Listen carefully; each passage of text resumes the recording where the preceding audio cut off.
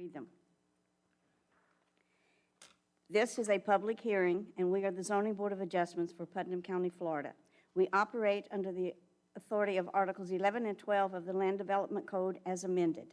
The primary responsibility of the board is to hear and decide appeals challenging final determinations made by the Planning and Development Services Department under the Land Development Code, and to hear and act upon requests for variances, special use permits, nonconforming use determinations, and preliminary development plans under the Land Development Code. A variance is a relaxation of the requirements of the zoning code in a particular case where, because of unusual circumstances, a literal enforcement of our zoning code would result in undue and unnecessary hardship. The zoning code permits us to authorize variances only for height, size of structure, size of yards, and open spaces. If we grant a variance, we may impose reasonable conditions on the use of the property, which must be satisfied if the variance is to remain valid.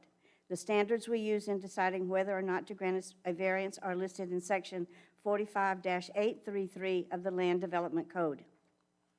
A special use permit is special permission to use property in a fashion which the zoning classification of the property does not automatically permit. If we grant a special use permit, we may impose reasonable conditions on the use of the property, which must be satisfied if the special use permit is to remain valid. Unlike a change in the zoning classification, as a general rule, a special use permit applies only to the specific use requested in the application for a special use permit. The standards we use in deciding whether or not to grant a special use permit are listed in Section 45-1083 of the Land Development Code. Procedurally, we will call each case by name and number. A member of the staff will then briefly explain to us the nature of each request. We will then take any comments from the applicant or their representative, followed by any public comments concerning the request. Please direct all comments and statements to the board and not to other people in the audience. Before speaking, we will ask each person to be recognized, come forward to the lectern, and identify his or herself by name and address. After all persons wishing to speak have been heard, we will entertain a motion from the board. The motion will be voted on by board members and become our final order. Any decision made by this board can be appealed to the circuit court. However, any appeal must be filed within 30 days after the Board of Adjustments has rendered the final order which is being appealed. Are there any questions? Before the first case is heard today, all those wishing to speak need to be sworn in. So will the notary please administer the oath?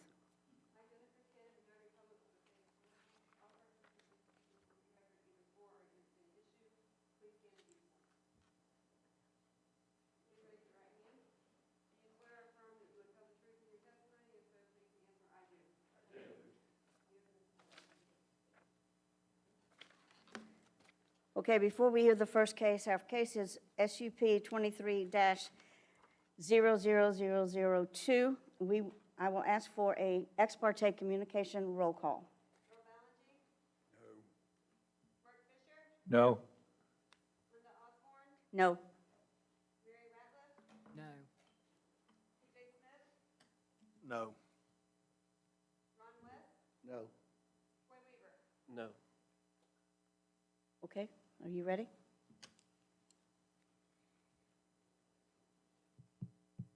Yes, ma'am. Thank you, Madam Chair. Before I begin today, I just wanted to make a statement. I know that there's some, contentious cases that we're going to be hearing today, and I just wanted to make sure that the audience was aware that this is merely the very first step, just to ensure that these property owners may have those development rights to move forward with their project. So based off of the outcome today's meeting, they're not going to immediately begin these projects. There's still several other checks and balances in the way of development review committee and permit issuance before we start seeing action on these sites. So I just wanted to kind of clear that up and hope to kind of answer some of those questions preemptively. Thank you. Moving on into special use permit SUP 23-0002. It's a little late, but for the record, Zachary Baker, Planning and Development Services. This is an application for a borrow area in the Agriculture Zoning District. The applicant is V2W Enterprises, LLC. The agent for this request is Gulfstream Design Group, LLC. The location for this is the west side of County Road 309D, which is Barden Road, between Keystone Road and Odom Road. Both the future land use designation and the zoning district for this property is agriculture. The subject parcel is 419.37 acres in size. The borrow area will encompass 24.8, give or take, acres. The maximum depth of the borrow activities will be 60 feet. The parcel has direct access to Barden Road. Borrow activities will avoid areas of wetlands and include a 50-foot buffer between the borrow activities and the wetlands. The hours of operation will not exceed 7 a.m. to 6 p.m. Monday through Saturday, and the reclamation plan is an artificial pond. Based off of the background that we had with our pre-applicant meeting, it's a sod farm, and this pond is going to be used for irrigation purposes for that sod farm. But since the dirt will be leaving the site and not spread across the property, that is the purpose of the special use permit. Here you have an aerial map of the property in question, outlined in orange. The future land use, again, is agriculture. There is a little node of public facilities just northeast of the subject parcel in the borrow area site. There's some sort of commercial designation. It's kind of cut off on the screen southeast of the parcel. Here you have the zoning designation. So the subject parcel is agriculture. South, you've got a little residential too, a little public facilities as well, and some commercial. This map is showing the apparent wetlands based on the National Wetlands Inventory Mapper. The developer will be required to, work with DEP and St. Johns River Water Management if they're going to in any way disturb any of the wetlands. And the agent who is here may be able to touch base on what that permit process entails. So this PowerPoint just goes through each of the 10 independent criterias. Essentially, it was in the staff reports provided to you, but this criteria indicates that it is compatible with the zoning district and the comprehensive plan, the future land use designation. Again, compatible with the zoning district. This was the staff's analysis on how this development will not adversely impact or unduly restrict the enjoyment of permitted uses in the surrounding area. Again, which will be checked and regulated through the Development Review Committee and through a site work permit issuance. Again, talking about substantially diminishing or impairing surrounding property values. We're talking here about having adequate roads and on-site parking so that trucks can come and go. You've got adequate measures being taken to make sure ingress and egress onto Barden Road will not impact those who commonly use that right-of-way. It details the screening and buffering requirements proposed by the applicant. Criteria 8 is discussing signs and exterior lighting. Exterior lighting is not proposed. Signage is required to have trespass warning signs. Any sort of hazardous substances. The narrative provided by the applicant did not indicate any sort of hazardous substances, though there may be fuel storage on site for some of the equipment. And then any sort of adverse effects on the health, safety, public welfare of surrounding property owners. So just to run through this is some of the supplemental standards for borrow areas. This is something the applicant will be required to comply with. So borrow areas are not located or not to be located on parcels less than 5 acres in size. Again, this one's 420, give or take. There's certain permitting requirements that are outlined in LDC section 45-169C. The borrow area shall not exceed 30 acres. If so, it's treated as a mine. It also provides the hours of operation, which would be 7 a.m. to 6 p.m. Monday through Saturday. Any Any borrow area that will affect environmentally sensitive areas shall comply with the comprehensive plan and the environmental protection standards outlined in 45-191C10. And no borrow application shall be accepted or approved without a reclamation plan, which shall include a requirement/commitment to complete reclamation within 12 months of the expiration of the permit or the closure of the borrow area operations, whichever comes first. And again, artificial ponds are an approved reclamation plan, and these applicants have provided us with that reclamation plan indicating the pond. Continued, the excavation of the borrow area shall be conducted in phases so as to expose the least amount of land as surface practical at any time. This will be reviewed during the DRC and the site work permit. And the permittee/property owner shall provide a form of security to provide assurance that reclamation of the site shall be completed in conformance with approved reclamation plan. Such financial guarantee shall be in an amount determined by the Director of Public Works upon review and approval of the reclamation plan. Again, DRC and site work permit. The conclusion for this request is the applicant has requested a special use permit to establish a 24.8 acre borrow area in the agriculture zoning district. The applicant is required to obtain a borrow area permit, site work permit, and satisfy all borrow area standards in the LDC. The proposed borrow area meets the criteria for the special use permit and will be required to meet all supplemental standards for a borrow area. Staff is recommending an approval of the request subject to the following conditions at least. Number one, the Development Review Committee shall review and approve the proposed borrow area before a site work permit will be issued. The applicant shall submit a concurrency assessment application and pay the associated review fee while the DRC is reviewing the proposed request.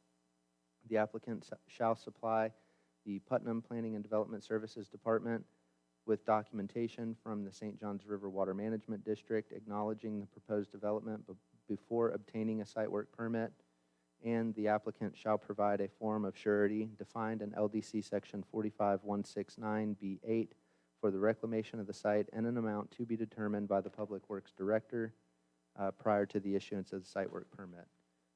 And as you know, the Zoning Board of Adjustment does have the ability to impose additional conditions that are may be required for this development. Any questions? Okay, any questions from staff? I have a question. When your staff analysis on your number 7, adequate screening and buffering, it does say that the screening shown on the site plan proposes a minimum buffer of 50 feet from Barden Road right-of-way. But how far into the property will the borrow pit be? So when I was looking at the plan submitted, it's going to be in the northeast corner of that 428 acre parcel. I don't know exactly how far it is. Perhaps the agent can enlight on that. So the fence is going to be at least 6 feet high, so that it's going to be on the Barden Road past the right-of-way, 50 feet. Right? Yes, ma'am, that is one of the standards for borrow areas is that there's a 6 foot fence, and then there's no trespass warning signs, a minimum of every 200 feet along the perimeter of the fencing, and then DRC, staff has the ability to allow those signs to be placed no more than 400 feet. Okay, is the fence going to be of such material that you cannot see through it? That I do not know. Okay. I mean, a chain link fence, you can see a borrow pit if it's not covered. Okay. Yes, ma'am. Madam Chair, Ms. Ratton? in the past, they've required not only just a fence, but some type of shrubbery. Is that not going to be required in this case? So we'll have to look at it whenever it gets through to DRC. You're referring to the incompatibility buffer.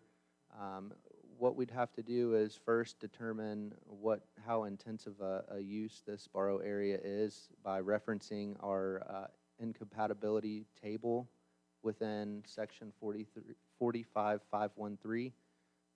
I would assume, without looking at it, it's going to be a minimum 10-foot buffer requirement. With the 10-foot buffer, you either have a 6-foot privacy fence or you have shrubbery that is 6 foot tall at the time of planting to achieve an opacity of 75%. Any other questions? Yeah, Madam Chairman. Mr. Smith? Number 4 on, actually, number 4 on here, the form of surety, that's a bond, right, basically? Yes, sir, yeah, there's multiple types of bonds that we can accept. So what, can you describe that a little bit? I mean, I've noticed on all of them, that's a lot of money for people to maybe be putting out potentially for their own property, just to, have a pond or whatever they're doing. So I was wanting to get a little bit of clarification on that. Yeah, see, with, with reclamation plans, especially all those that we're hearing today, they're gonna be artificial ponds, and, how much does it cost to fill it with water? Right. That's gonna be the Public Works Director's responsibility to determine. And then there's several different types of bond. There's a letter of credit, cash, there's an irrevocable trust. I mean, there's, I wanna say 3 or 4 different types of bonds that they can submit. Okay. Will that bond, I have another question, will that bond be enforced all the time, and who will be making sure that that bond is what it's supposed to be? So if the bond is collected, then we will hold that bond until the reclamation plan is complete. It'll either be 12 months from the completion of the dig, or 12 months from the expiration of the site work permit associated with the dig. Okay, as in, you said as in we, as in the Putnam County The Public Works Director. Public Works, okay. Is there a way around them having to actually come up with cash for that? There is, yeah. There's, like I said, there's a surety bond or an irrevocable letter of credit. Okay, So it doesn't have to be cash, but cash is an option. okay. Any other questions from staff? Mayor? I have another question. And this may be asking too soon, but it states that there's going to be a maximum of 60 truck trips per day. Is that 30 trucks going in and out, or is that 60 trucks, meaning 120 going and coming? The industry standard, when you hear of a trips per day, is 1, 2, 3, 4. So that would be 30 back and forths. So it's not 60 trucks, it's 30 trucks. Yes, ma'am. But you'll see them twice. Any other questions from the board? Okay, before we proceed, let's do a site visit roll call, please. Bill Valentine, Yes. Mark Fisher, Yes. Linda Osborne, Yes. Mary Ratliff, Yes. Jay Smith, Yes. Ron West, Yes. Roy Weaver. Yes. Okay, the applicant, the agent is Gulfstream Designs Group, Matthew H., is it Lahti?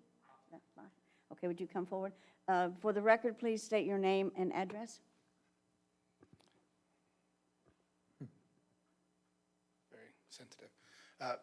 Thank you, Madam Chair. My name is Matt Lottie. I'm the engineer of record. My address is 2225 State Road A1A South, St. Augustine, Florida. We have a presentation here. I can maybe answer a couple of your questions right out of the Okay. gate. The borrow pit is approximately 1,417 feet from the edge of the right-of-way, and approximately 143 feet to the south of the nearest property line. So we proposed a 50-foot buffer at the minimum. On the east side, we're providing 1,417 feet. On the north side, we're providing 143 feet. Just a moment. Is everyone in the audience being able to hear this gentleman, or does he need to speak more closely to the mic? Is this better? That's better. Perfect. I can be loud. Okay. So here's our presentation. Again, Matt Lottie, Gulfstream Design Group. Staff's been amazing to work with. Honestly, I work in a lot of municipalities, and I must say that their attention to detail and their knowledge of the code is exceptional.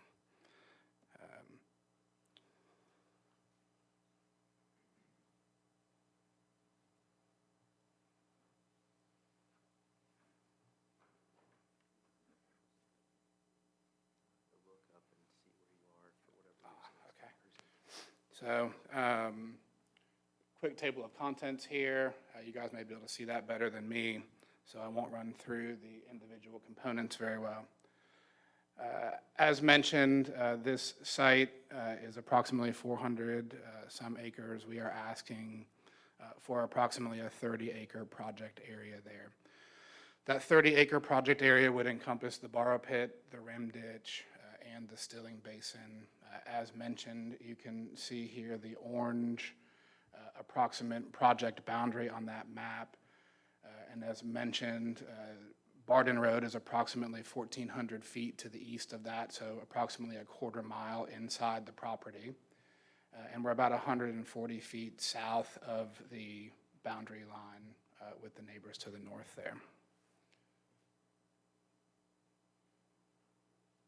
Here's a copy of our site plan. As mentioned, we've got the rectangular borrow pit there that would approach depths of 60 feet. And then the stilling basin would be where the water settles out and the solids settle out so that clean water is infiltrated back through the rim ditch.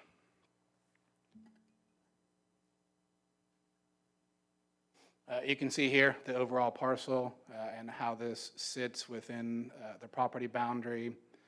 As Mr. Baker mentioned, there are some wetlands on this property, but they are well to the west of where we're proposing work. So we will proceed with the Water Management District permitting for this, but there are no proposed wetland impacts. There are no wetland areas within these project limits. As Mr. Baker mentioned, the restoration plan will be an artificial pond. The rim ditch will be filled back in so that that's solid. There may be, two smaller ponds with that rim ditch in the middle or that strip remaining. We may knock that out and make one larger lake. We'll determine that as we get through the permitting. As mentioned, this site's consistent with the comprehensive plan amendment. It is an intensive ag use. The site does have an agricultural future land use.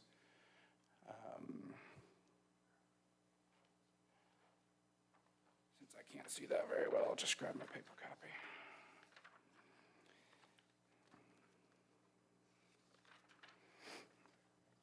So, as mentioned, with the traffic trips, the site does show adequate access to Barden Road.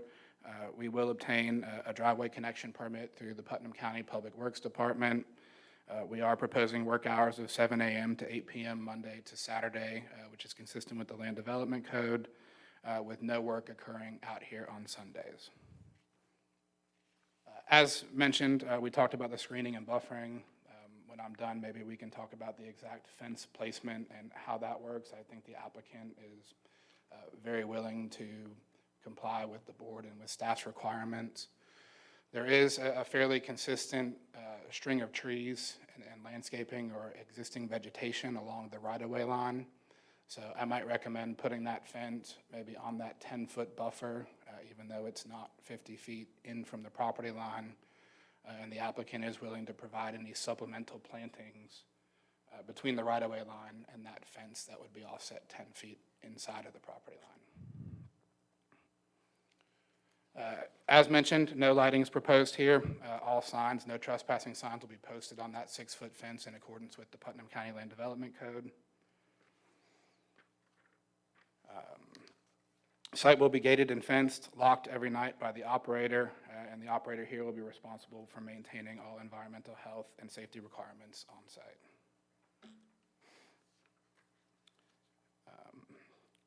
As mentioned, we'll be getting that driveway permit. We're going to maintain adequate site distance and site triangles there at the driveway connection and comply with any of the results of the concurrency application as we proceed through the technical permitting for this project.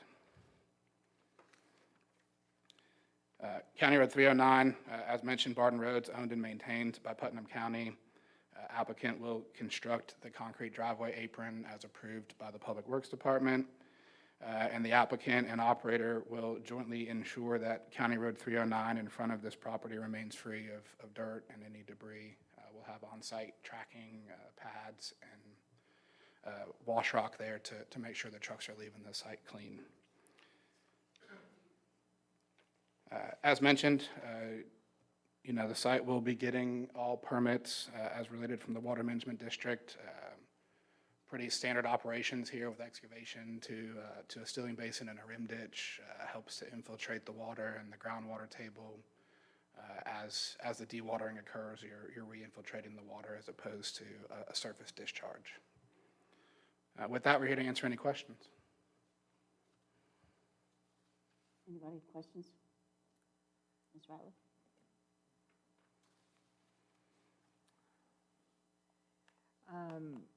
Knowing that area, one thing concerns me is there's a few things that concern me, but one thing that concerns me is the hour of operation. 7 o'clock in the morning, that road is very well traveled. School buses, people are going back and forth to work. You know, I don't know if you can change that or if that's written in stone, but that's a concern of mine. There's been a lot of accidents out there. I've lived in Palaca all my life. Highway 100 is a nightmare. And then you add 30 more trucks, large trucks, coming in and out of there at 7 o'clock in the morning. At the same time, children are going to school, people are going to work. Just wondered if that was something that was set in stone. Understood. I will, maybe while the public has a chance to speak, get with the applicant and try to get that question answered. I do know that the applicant has considered, and it's not part of this application, it would be Okay, part. you need to speak. I'm sorry, the applicants considered some conversations with the school board about potentially creating a school bus pull-off in an area where, you know, the students or the people that are using those school buses could have a shelter or a place to pull off, whether that was deeded land or an easement. I believe at the intersection of Keystone Road and Barden Road there was some conversation about the opportunity or what the mechanism would be to allow the applicant to offer that. Okay. But I thought I saw in your presentation that there would be no operation of school days from 7 a.m. to 9 a.m. Did I misread it? No, that's one of the conditions that we put in there on ourselves. Okay, That is so- correct. And then in I'm the just saying afternoon. above and beyond, the applicant is willing to provide some land or discuss how that school bus stop could be provided there at Keystone Road. Okay, explain, what do you mean by some land? The applicant owns all that property, all the property that intersects with the Keystone Road right-of-way and County Road 309. Right. So whether it's an easement or dedicating some land at the corner of that intersection, again, don't know the mechanism, don't know how it would happen, who would construct, or if the land would be dedicated, or what would happen there, but the applicant is willing to work with staff and Public Works and the school board to provide that pull-off, that turn-off, that area for turnaround, that shelter for a school bus, in addition to anything else that we've. Okay, but that still doesn't address my question. Can you go back on your presentation to where it said hours of operation? I thought it said it would be nothing between 7 and 9? 8. Or 7 and 8? Yes, ma'am. No, agreed. Okay, so between 7 and 8, there's not going to Correct. be any trucks there? Correct. And then in There the may be afternoon? workers accessing the site, but heavy dump truck traffic would Not- be restricted. But then there That's was correct. also a time in the afternoon? In the afternoon. Mhm. Okay. And there's going to be an operator at that site all the time, that it's open? That would be the understanding, yes, ma'am. Okay, and then how are you going to propose to keep the roadway free of dirt if they're coming out of that? Typically done with on-site gravel tracking pads and tire wash rock, and then a broom, a mechanical broom, or sweeper out in the street to, Someone would do that if? on a regular basis or on an as-needed basis, yes, ma'am. Okay. Any other questions? I have one other one. Did I read that you're going to have the ability to use, I guess they use diesel? Is that, you're going to have tanks? There may be some on-site fueling of the equipment that stays there to work. That would not be fueling of dump trucks or other equipment, but the track hose or the other on-site equipment, bulldozers that are very difficult to move back and forth would be fueled there on-site. Okay, I have one more question. You said something that this might be a temporary location, and that, do you already have contractors that are? No, I'm sorry, I didn't mean to cut you off. I think what that temporary thing was meant is that these borrow pits are not operated in perpetuity. There is a lifespan to them, so. Right, you can only dig so much. Correct. So that's the definition of temporary. This isn't a building, this isn't a landfill, this isn't something that has constant use in perpetuity. There is a lifespan to these projects. Okay. All right, any other questions from the board? All right, thank you, sir. Thank you. All right, anyone in the audience wishing to come forward and speak in favor of this application? Okay, we have two requests of speakers. One is half and half, I'm not sure which way he's going to go. So, Mr. Killebrew, would you like to come up and address the board?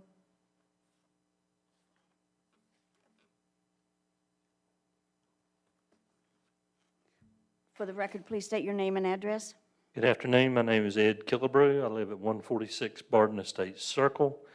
As Chairman and Board, I appreciate y'all giving me the time to come before you and speak. I've lived in Barden myself about 36 years. We are constantly losing to development, okay? And when I say half and half, what I am for is these people have bought this property and they had intentions of making it a sod farm. They were going to make money on it anyhow, any way they go. I'm not totally against the borrow pit because, again, it is their property. I just want to make sure it's going to be managed properly. You know, like where they talk about, and y'all said y'all been to the site, so you saw where the superhighway, I mean, that road that they've built out there is better than any county road that we have in Putnam County. And so it's going to be, you know, the trucks coming in and out of there are not going to be a problem to the neighbors next door, I don't believe. Where you come out onto Barden Road with the truck, if you've noticed at that drive, there are several, I'm going to go ahead and call them virgin pines on, you know, on both either side. I mean, when log trucks come out of there, they have a problem seeing either way. So as long as they cut back and make where that, maybe where the truck can come out onto the highway to an easement first before it comes out on the highway, because I'm thinking in my own logical mind that everything's going to go south. When it comes out, it's going to go south. There's really no way for it to go north, except when it goes north, it's going to hit the county line and hit all those dirt roads, so I don't think it's going to go that way. The problem's going to be the trucks coming north to go in. So, you know, you're going to, I mean, there's got to be some kind of easement either side of that thing. I mean, people fly up and down Barden Road. And Fern Bay, where that's at now, there's a cross out there now for a young man that, I mean, for no other reason but speed, he was killed. And there's several people being killed in that bay. Because, I mean, it's a wide open range, and the kids come around people and things like that. My question to the owners of this property would be, when you say 30 dump trucks, are you talking about the tandem load trucks, or are you talking about a semi-truck with a trailer on the back of it, like come out of the sand pits out there in Grandin? You know, what is that? That's, you know, what are we looking at there? You know, just and the setback. I mean, your staff said it was the northwest corner. It's actually the northeast corner, and that's back there around Etna Creek. I mean, you know, everybody that's been here in Putnam County or Bradford County, Clay County for a while, all know Lake Brooklyn over in Keystone Heights. You know, I mean, they blame that lake going down for a sand pit, for the sand mines, you know, they're digging the sand mines. I mean, so what are we talking about? I mean, I understand being close to a wetland, but I mean, that's awful close to Etna Creek in my memory. I haven't been back there in a long time. But, you know, again, I'm all for people making money, you know, off their property. They bought the property. It's their property. They have a right to do with what they want to on that property. But then when it comes on the outside and affects us, that's where we have a say. So then that's my 2 cents. Thank you very much for listening to me. Thank you. Next speaker will be Angela Glisson.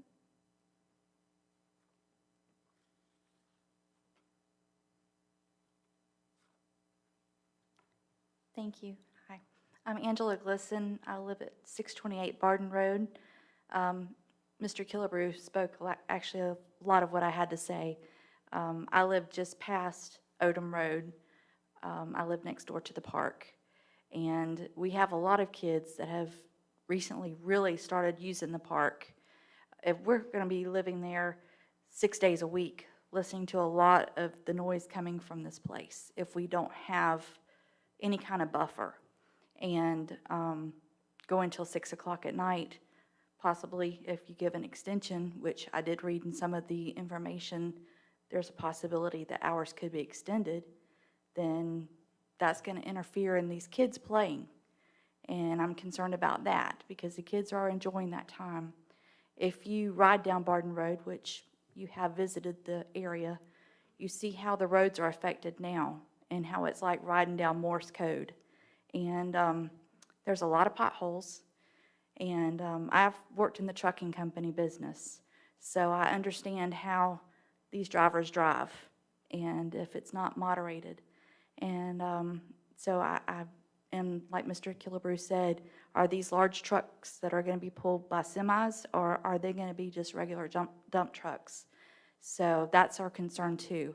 How much weight is going to be put on this road, because whenever it rains, the cold patches, they're washed out. And we've already had actually two fatalities right there where the cross is at. And they fly down this road, and people pass each other on those corners.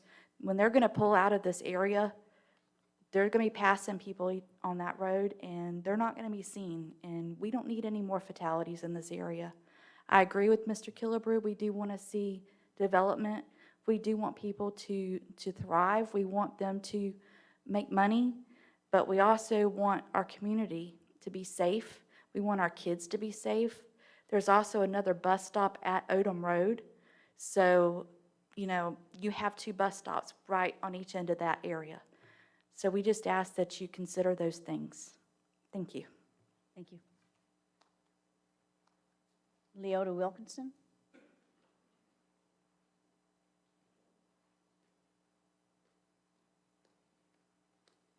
For the record, please state your name and address. Leota Wilkinson, 627 Barden Road, and I'm here as an independent person who lives in the community. Just wanted to say a few things both of my neighbors said was very on point. One thing that I want to mention is in that area we have a lot of side-by-side traffic. We have a lot of ATVs, what they consider side-by-sides, I don't know. And we all take our kids out in the neighborhood in the afternoons, and sometimes we do get on Barden Road, and sometimes we go in that area. And so my concern is obviously for my grandkids and the hours of operation, because in his slide I'm pretty sure it said to 8 p.m. and then when I look at this paperwork it says 6 p.m. is the end. And so I'm a little confused as to what's really the time frame. And so I want to make sure that you guys would look at that as far as what is the hours of operation and can they be adjusted. Again, the staff review says 7 a.m. to 6 p.m. and says that that's what the LDC states. However, I'm pretty sure his presentation said to 8 p.m. So I would like to see it limited because most of the time when people are out in the evenings, it's in the evenings. It's not in the middle of the day. So that's the ask that I have for you guys. And also I was concerned a little bit about the dust. Is there going to be some dust from this in the area? And if there's something that can be done about that. I know that a lot of this will be done through the DRC, through the Development Review Committee, but I just wanted to bring up some points for the record. Thank you. Thank you. All right, those are the only speaker cards I had, but I'm going to ask, is there anybody in the audience that would like to come and speak in opposition to this application? Were you sworn in before you come forward? Okay, come forward.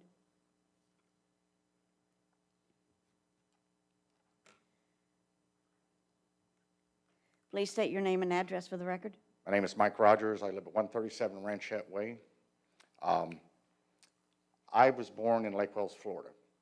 It is an identical area to Barden, which is why I moved here, because the area in Lake Wales where I had planned on retiring eventually was destroyed by burrow pits and sand mines. Nobody wants to live around the area we lived. It ruined the property values in those areas. When you drive by on the 2-lane roads that they still are, it's a horrible sight to see. They say they reclaim them. What happens, it's a big hole, regardless of what anybody says. It's not a pond that you think of as a pond. It's a big hole in the ground. They become stagnant most of the time. The mosquito populations in the area increases intensely. People that live in that basic area, I know people there that stopped enjoying the outside in the evenings because of the mosquitoes, and there was nothing that could stop them. The county wouldn't take care of it. The previous owners of the pit wouldn't take care of it. And today it sits there with old equipment sitting as you drive by. It's an unsightly thing, stacks of old dirt. There's 2 pits. When they say they want it 30 acres or 24 acres, they always want more. So those pits grew and grew to the size of lakes. What was once a beautiful cattle ranch, like Barden Road, beautiful out there. All these cattle. It's nothing but a huge hole in the ground. I think they went 100 and 150 feet down. And it's about probably 3/4 filled, so it's cliffs all around. There's been a couple of deaths in that lake where the kids go. They always want to swim in the water. The water is a beautiful green, you might say, because it's stagnant.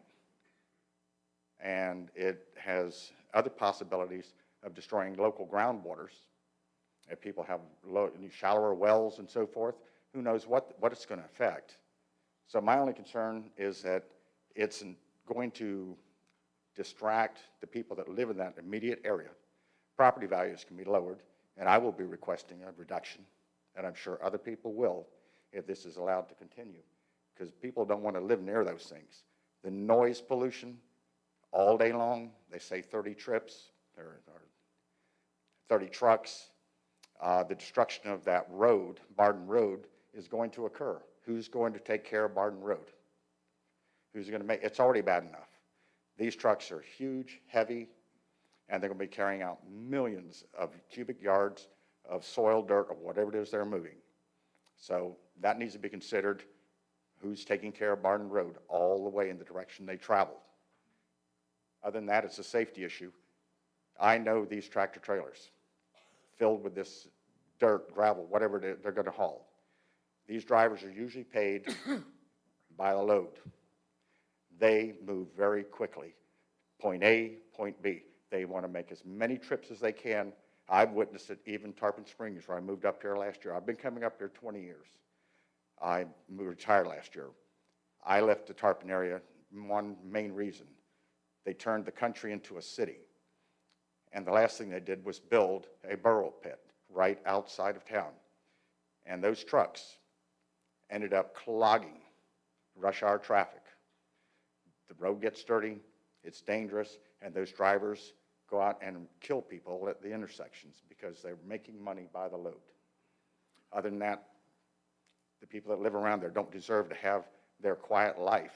It's a beautiful area out there, destroyed by the sound of booming trucks, the dump trucks, the noise, the equipment. Please consider that, because that is what I call a little bit of heaven out there. That's why I'm here, not to see it destroyed. I know development's coming, but it needs to be controlled.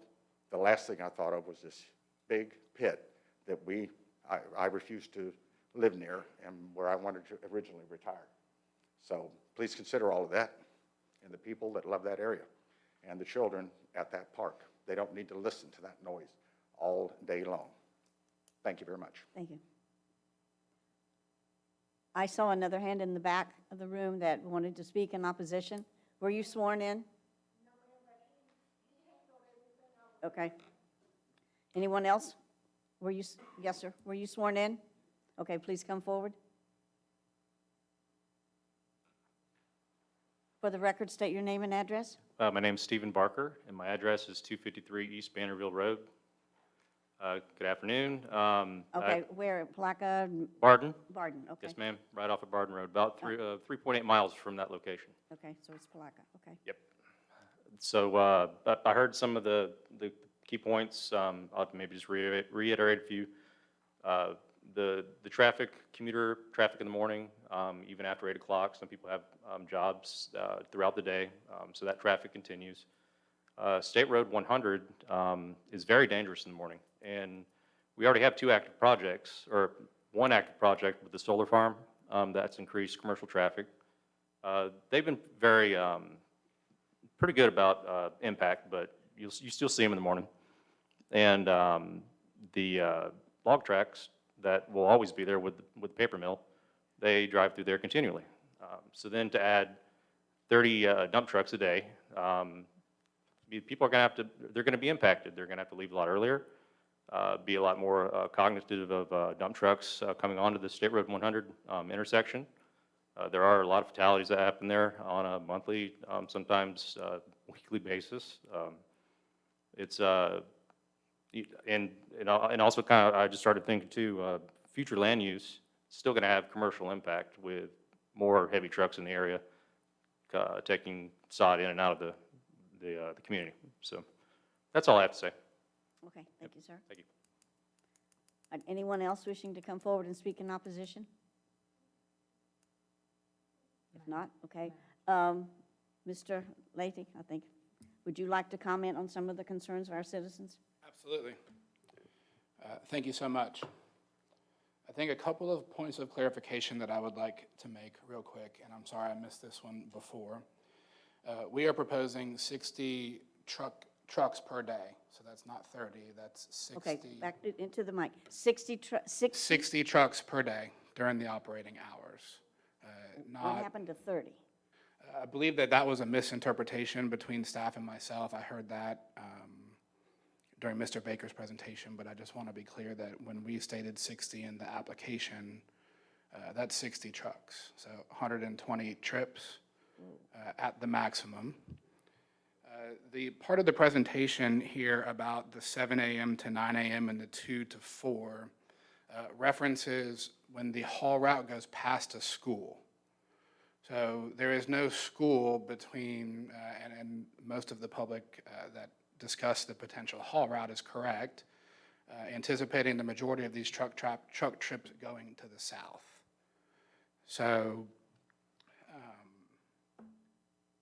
what we are proposing here, and just to go through a few of these, right, the trees and some of that was mentioned, the sight distance at the intersection, which is when you pull up to the stop sign, when you look right and you look left, that will all be maintained as part of the concurrency review and part of the Public Works application. We will show those sight distances. Any of that clearing that would need to occur on site to accommodate those site triangles would happen, and the fence and the buffering would be placed behind those proposed site triangles. So what would be the distance that you would be visible if you were pulling onto Barden Road on each side to where you could see traffic coming? I don't have that answer. I could sketch for you what that would look like, but the MUTCD and the Green Book are 2 design manuals that we use based on speed, and that is the same thing that the DOT uses and roadway design guidelines. So we would meet that site distance, and that is all part of the technical review of this. So I can't get you that distance now. Okay. If you want additional data, we can work with staff and try to get you that. But we would like to propose a condition here just to clarify the operating hours. And this is a condition that we would like to add to this approval. Operating hours of 8 to 4 during the school year and 7 to 4 during non-school times.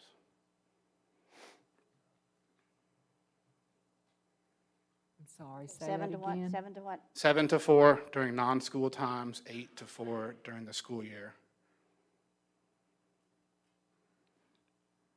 Okay, well, then that would be, are you going to look at the different holidays that the school district has in its calendar? Or are you talking about the summer where there's no school?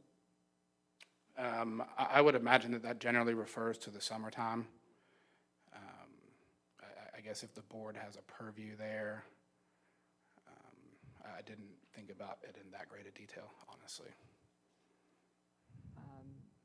Madam Chair. Okay, okay. Okay, go ahead and finish your, because I think we have a couple more questions. So just a little bit of the groundwater discharge and the groundwater stuff. As part of our ERP permit, which is the Environmental Resource Permit from the Water Management District, we will have to provide that groundwater model. So we have information from Department of Health on the adjacent wells. We have groundwater elevations based on soil borings that we will take on site as we prepare the technical drawings for this. And the state will require that we provide this groundwater model that shows that we're not drawing down any of the adjacent properties or any of the adjacent wetlands with any of these dewatering activities. So that's a technical component, right? Not necessarily part of this. Some of the public comment that came up, just want to let you guys know that that is truly in the state's purview, and that will be part of the environmental resource permit that we have to obtain. Okay. As Mr. Killebrew mentioned, this site is an active sod farm. It does have active cattle pasture on it. It is an operating agricultural business out here. So this water would be used for irrigation. It would be used to allow the cows to water. You know, some of the testimony that you heard from some of the public, I'm truthfully not sure. I've never heard of a borrow pit in my career going to 150 feet deep.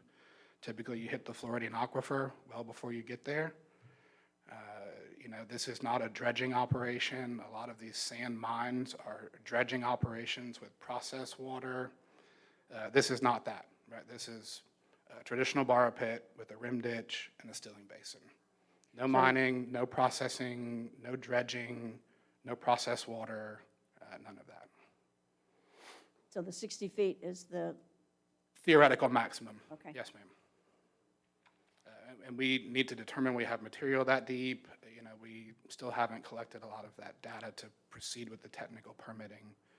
This zoning approval is the first step in the process.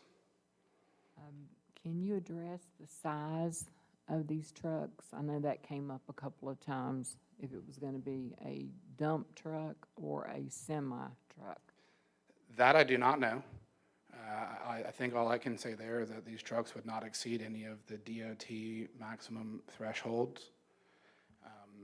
And as part of this concurrency process, any turn lanes, any deceleration or acceleration lanes that would be needed would be done as part of the technical components of this when we apply for the concurrency and we apply for the driveway permit.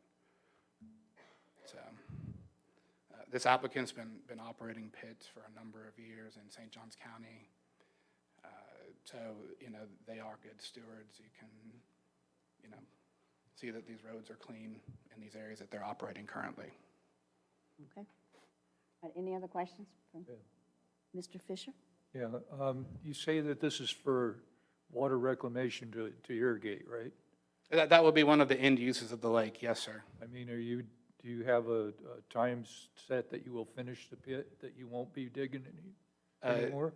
No, sir, that I do not know. Well, I mean, you have a setup for a certain size that you want for the pond.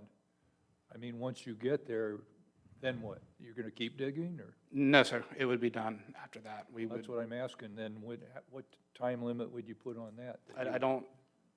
You know, truthfully, just haven't done the math based on number of trucks and number of, you know, volume of potential material in there to give you that answer. I would say, in generalities, these pits are operating on a basis from, you know, 2 to 3 years at this size approximately. I mean, if you know the amount of trucks that are coming in and out, you should know the cubic yards that they're carrying, and you should know the amount of dirt that you're pulling out of there. So you should have a time on it. Not disagreeing with you. I'm just saying I didn't have that question. I'm not prepared to give you that answer at the current moment. But this is truly driven by the market conditions. You know, we've set theoretical maximums. Not even sure if it would get to those theoretical maximums, right?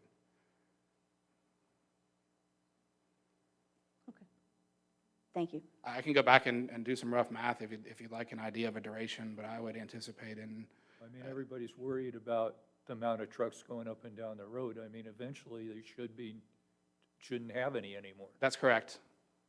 That's absolutely correct. It's a very temporary use. That duration, I cannot give you down to the T, but in my experience has been for approximately a 20-acre pit in the nature of 2 to 3 years to excavate that material. Okay, that just seems like a long time. Mr. West, I think you have a For question. clarification, you're suggesting operating hours 7 to 4, Monday through Friday, during school days? No, 8 to 4. 7 to 4, 7. Monday to Saturday. Yeah. 8 to 4 during non-school days, and 8 to 4 during school days, That's Monday correct. through Friday, with Saturday being a 7 to 4. That's like correct. Okay. Yes, sir. And you did say there was a possibility there would be a turn-in lane, or did I understand you to say? Yes, sir, that would typically be determined at the staff review once we file the concurrency and we work through the driveway application with Public Works. Okay, any other questions? One more. You have one, Mr. Ratner? At one time, I thought I heard a different number, but is it true that the closest home to this is 800 feet? Is what? 800 I do believe that's what staff calculated and I read in the staff report. I don't have that answer, but I do know that we are at the closest to our silt fence, about 143 feet from the property line. I don't have a survey or anything of that parcel to the north to allow me to scale off how close that nearest home is. But I do believe that, you know, from the road and some of the other public comment about the operations, being a quarter-mile back from Barden Road, north of maybe 3/4 of a mile from the park, I don't believe you're going to hear this at all beyond the property boundaries. I don't think you're going to hear that pump running. I don't think that you're going to hear the equipment running. I don't think you'll hear this at all. Any more questions? Okay, thank you, sir. Thank you so much for your time. I have a question for staff. No, sir, just a minute. I have a question for staff. What is the normal life of borrow pits here in Putnam County, and who is going to make sure that all of the conditions are adhered to on a regular basis? For the record, Joe Seeley, Planning Development Services. So that's a loaded question, only because it depends on the number of trucks going in and out of there. So if they have 5 trucks, you know, it could take up to 20 years. We've seen them last from 20 years to 5 years. But like I said, I don't know that staff could answer that without factual data in front of us. Okay, and who's going to, I'm sorry? If I may add to that, Sure. the site work permit that's going to be issued associated with this request will have a duration of 5 years, at which point the applicant will have the requirement to extend for an additional 5 years. If they fail to reapply, or after that 10-year dig, if it exceeds that time period, then the special use permit will no longer cover it. They'll have to reapply for another SUP at that point. Okay. So 5 years, basically, you know, it starts all over again if they don't renew it. 5 years, yeah, so if they renew the site work permit, then there's no other SUP requirements. But if Okay. they fail to renew, or it goes 10 years to one extension, then it back to SUP. Okay. My other question was, on a regular basis, and I know the staff, you can only do so much, but who's going to make sure that all of the rules and regulations are adhered to, and can we limit the number of trucks in and out per day? Well, it would be inspected initially. However, I don't think that our code enforcement staff would be proactive. I think it'd be more reactive in regards to, if there were issues and people complaining, we would then investigate and make sure they were complying with conditions. As far as limiting the number of trucks going in and out, I believe you can make any condition you want. However, it would have to be agreeable with the applicant, of course. Yeah, it would have to be agreeable with the applicant if they chose to move forward with the number of trucks. We don't have a traffic study. All this stuff will be determined at DRC. So we don't know how many trucks are going to be moving in and out or how many to regulate. However, if this panel wanted to move forward with a condition, you rightfully so could. Okay, because 60 trucks just seems like it's an outrageous number of trucks going in and out, coming off of Barden Road onto 100. And as he mentioned, it is a hypothetical number. We don't have a traffic study yet. We don't know. Once we get to DRC, that's when we start determining the number of trips that'll be maintained on those roadways. So that could be limited. If we don't put a stipulation in our approval, recommendation, or denial, then that could be done by DOT or whoever is going to be Yeah, we would, at overseeing this? DRC, we would have, staff would ask for, Public Works would ask for a traffic study and then determine, if roadway improvements were needed, if we could come to terms with some type of number of trips that was, permissible, or not permissible, I guess acceptable. However, as I mentioned, this panel could make that condition. However, we don't have the factual evidence to really make that decision today. So without a traffic study, that's kind of hard to make, because we could say 5 or 30, but we really don't know how many trips or how many trucks they're going to be having going in and out. Okay, staff said something about with the approval, or I guess what you think is considered a fair number of trucks coming in and out. So is 60 your deadline or your drop dead number of trucks that you're going to have in and out of there? Might I ask what number feels acceptable to the board, and I can interact with the applicant? And I'm sorry. might I ask what the board feels is a fair number, and I can interact with the applicant to see if that's amenable to them? Well, I'm not sure that we can put a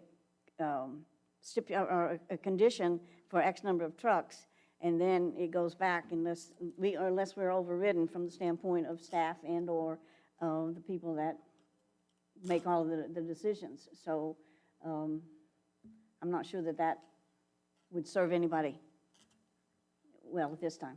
And Madam Chair, if I may interject again, if this panel, if this board puts a number on the allowable trips, like it would have to be adhered to.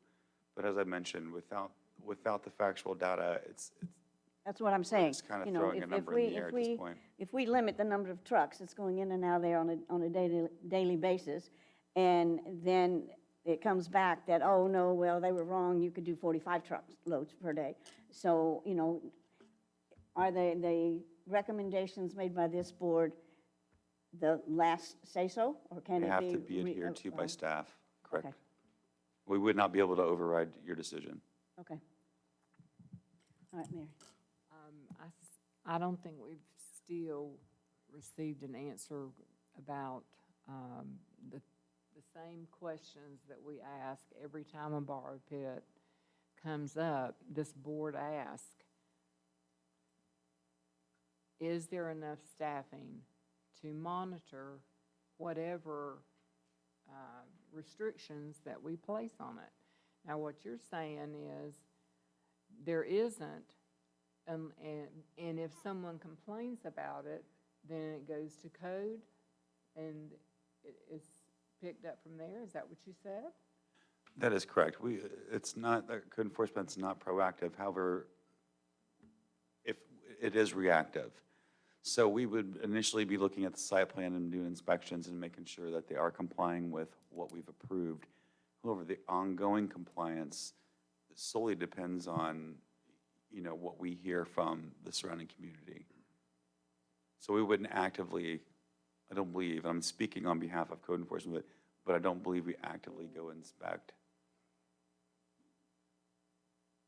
Okay, if we don't put a limit on the truck, on the number of trucks that go in and out of there on a daily basis, and the DOT or whoever is the one who's making that determination once a traffic study is done, can they put a limit on the number of trucks? Yes. I'm just making sure.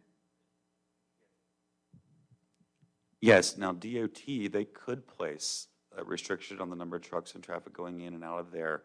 However, if this panel, they decide on a number of trucks today, staff can't go beyond that. DOT can, but I don't believe that we Okay, could. DOT could override what we Correct. But I decide to do. don't, but I believe that's a county-maintained road, so I don't know that. And I'll let Zach speak to this, because this is application, but I don't believe that they would have any purview over that. But I'll let the applicant or Zach speak to that. Madam Chair, DOT is not going to be involved in this because it's a county road. So it's going Okay. to go to our Public Works Department where they can impose certain trips per day. So our Putnam County Public Works, Yes, ma'am. okay. All right. Do you have any? No, I think I rebuttal just or wanted concern? to maybe paint a couple pictures for you. I'm sorry. I just wanted to maybe paint a couple pictures. Okay, One being, the fewer trucks or the lower the number that you may restrict, the potential longer duration of operation of the pit.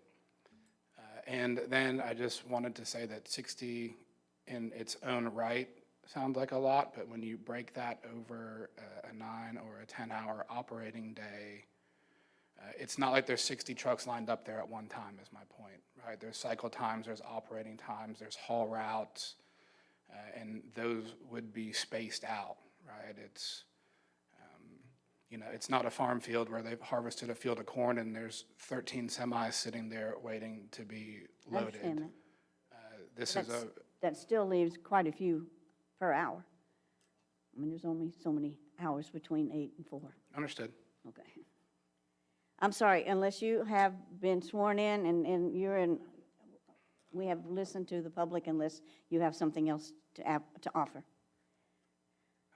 Okay, all right, thank you, sir. Absolutely. Is this gentleman sitting in the front row part of your group? Yes, ma'am, he's the applicant. Oh, he's the applicant, okay. Well, since you're the applicant, would you like to come forward? We'd like to hear from you. Or since you had your hand in the air. For the record, please state your name and address. I'm Joe Williams, 2745 Long Road, St. Augustine, and I'm one of the applicants and one of the owners of the property, and Okay. glad to be part of Barden, and certainly don't want to upset any neighbors, but, we've done these projects before, and they can be pretty unobtrusive, and understanding the truck traffic's are concerns, but yes, the more you limit the daily trips, the longer it takes to do the pit, and so, hopefully that takes into consideration for you guys. And if you have any questions for me, I'm happy to answer them. At 60 truckloads a day, I'm assuming you already have customers that are? I don't, no. Oh, This is a special use, this is preliminary, like you said, I don't have any customers yet. Okay. So this is the first step to being able to spend those dollars to get that information, to test those soils, to see if there's customers. This is a hope and a prayer, and hopefully we can. And if there is customers and it works, we're gonna do it in the safest way possible and have nuisance abatement and dust control and all the things that Matt talked about. Okay, since you said soil tests, are there certain types of soil that you would want to haul out for different projects? Yeah, Okay. And you haven't done the soil test yet? I've done preliminary on the surface. We haven't done down to 60 feet. We've got historical stuff that's available online and things I've seen, and, Okay. we're hoping we can do it. Okay, Ms. Ratliff, I think, has a Is question for Is you. your main objective to make money off of the bar pit, or is your main objective to have water to irrigate for your sod farm? Which, is it both? It's both. I need enough money to afford to prep all the fields and sod. And I don't know if you've seen my project, but I come in with a lot of dump trucks already. So I'm already coming in with dump trucks full of compost. And my compost I put down at 10 tons per acre. At 10 tons per acre, I don't need commercial fertilizers, which means I don't have any runoff and I don't have any water management issues, and it's safer really for everybody to have an organic compost versus a fertilizer that frankly, with that sandy soil, doesn't work that great anyway. So to my knowledge, we're the first Barden farm that's been able to lift and actually sell Bahia sod. And most of it that I've sold has already 80% grown back in and almost ready for harvest again. So if I'm coming in with a dump truck of my compost, I would like to leave with a product to be more efficient. So if we don't want to waste trips and waste traffic. And yes, we need to generate revenue to be able to get all the acreage into sod and be able to do that. That's the honest, that's what we're doing. Why Putnam County instead of like St. John's? So I couldn't afford in St. Johns County. At least you're honest. Mr. Kramer's been a real nice neighbor to us. We've been working well with our neighbors. He's been very helpful and showed me some things and told me some things, and he seemed to be happy that we're continuing the agriculture. And we're not trying to do RV parks, neighborhoods. We don't do those. I don't do those things. Ernie Kramer. Ernie Kramer, yes, sir. So what's the size of your sod farm right now? We're 419 acres, and I've got about 50 acres that I'm cycling right now. Okay, But I want all of them. all of them. And we also lease for Ernie's cows as well. So the cows, believe it or not, I can do the cows at the same time I'm doing, and everybody at the property appraiser, about my ag exemption, they would say, well, how are you doing sod and you're doing cattle? Well, because I don't have to mow the sod if the cattle eat the grass. And so I can double dip. I can let the cattle eat the grass, and then I can sell it and then cycle it out. And your other mines and sod farms are in St. John's, is that right? Yes, sir. Yep. Okay, all right, thank you, sir. Thanks. Okay, I think, all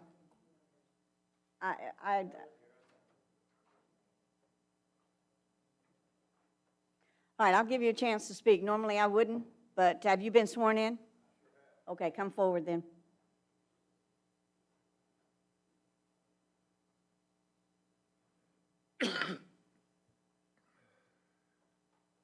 For the record, please state your name and address. My name is Neil Edwards. I live at 122 Ranchette Way, which is right across from Odom Road, where these trucks are going to be Okay.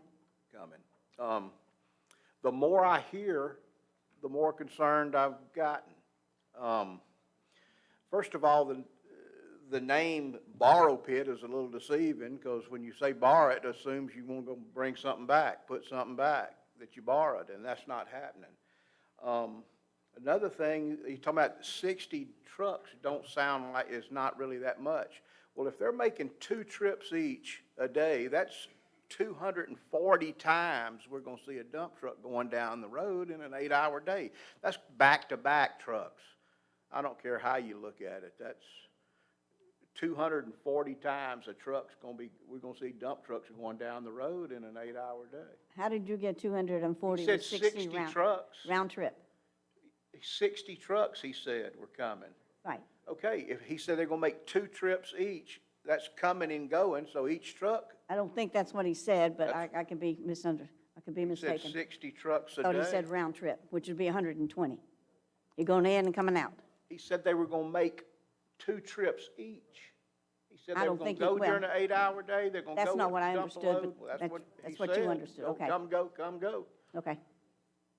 That's a lot of trucks going up and down that road.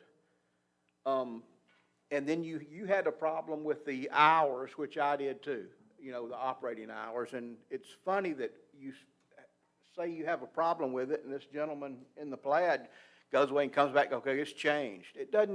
Business doesn't happen like that. I feel like we're just getting the answers that we want to hear. Well, if there's a problem with the hours of operation, then as citizens, you have a responsibility or a right to complain and, turn Well, them in. That's what we're doing here.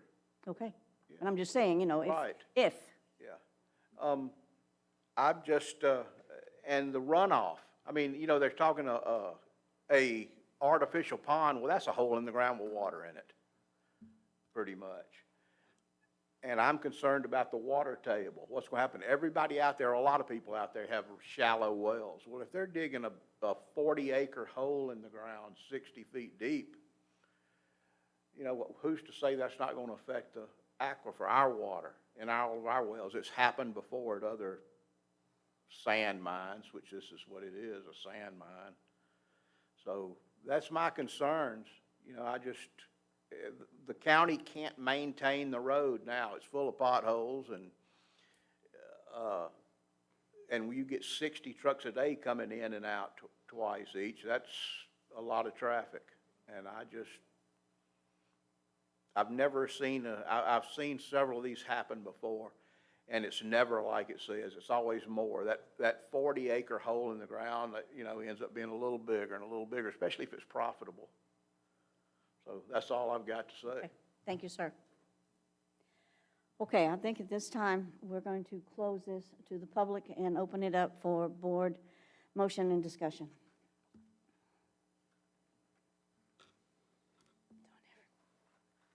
Everybody speak at once.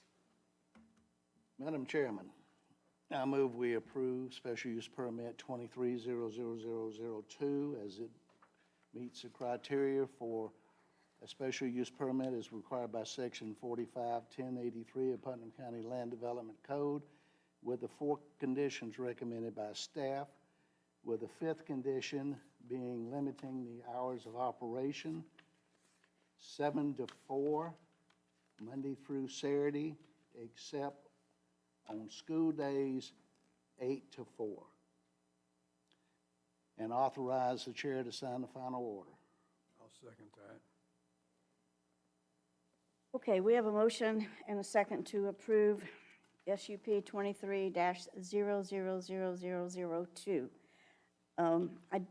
I do have a concern here because the motion was on school days. So, you know, the kids are out for Christmas, they're out for spring break. And who's going to monitor that, you know, from the standpoint of the days that school's not in? I would, you know, I don't know. That's my own concern. But we have a motion and a second. So I had to say that. Okay. All those in favor, please indicate by raising your right hand. 1, 2, 3, 4, 5, 6. All opposed? All right, motion carries 6-1. All right, good luck with your endeavor, and I hope that you guys will be good neighbors. And if there's any issues, please work closely with staff.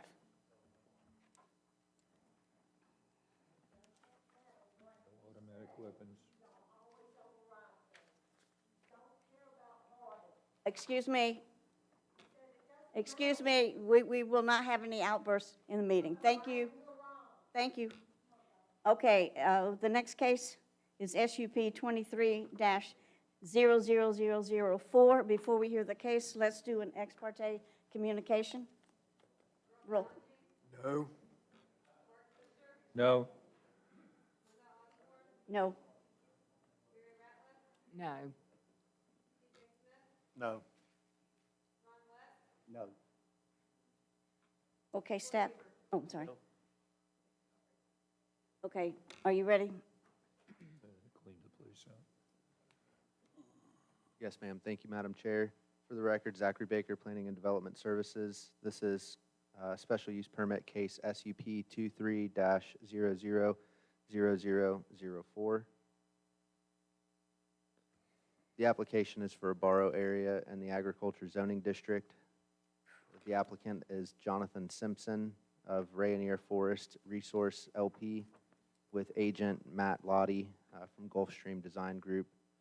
The location of this borrow area will be the south side of East Cracker Swamp Road, agriculture, future land use, and agriculture zoning district. This site comprises 2 parcels equaling 644.28 acres. The borrow area will encompass 5 acres with a maximum depth borrow activity 60 foot. The parcel has direct access to East Cracker Swamp Road. Borrow activities will avoid areas of wetlands and include a 50-foot buffer between borrow activities and wetlands. Operation, or hours of operation, will be 7 a.m. to 6 p.m. Monday through Saturday, and a reclamation plan for this is an artificial pond. It's not Groundhog's Day, I promise. Here you have an aerial image of the property. The zoning district, again, everything is ag with some mining to the north. Future land use is ag with mining to the north. There is some wetland presence on this site.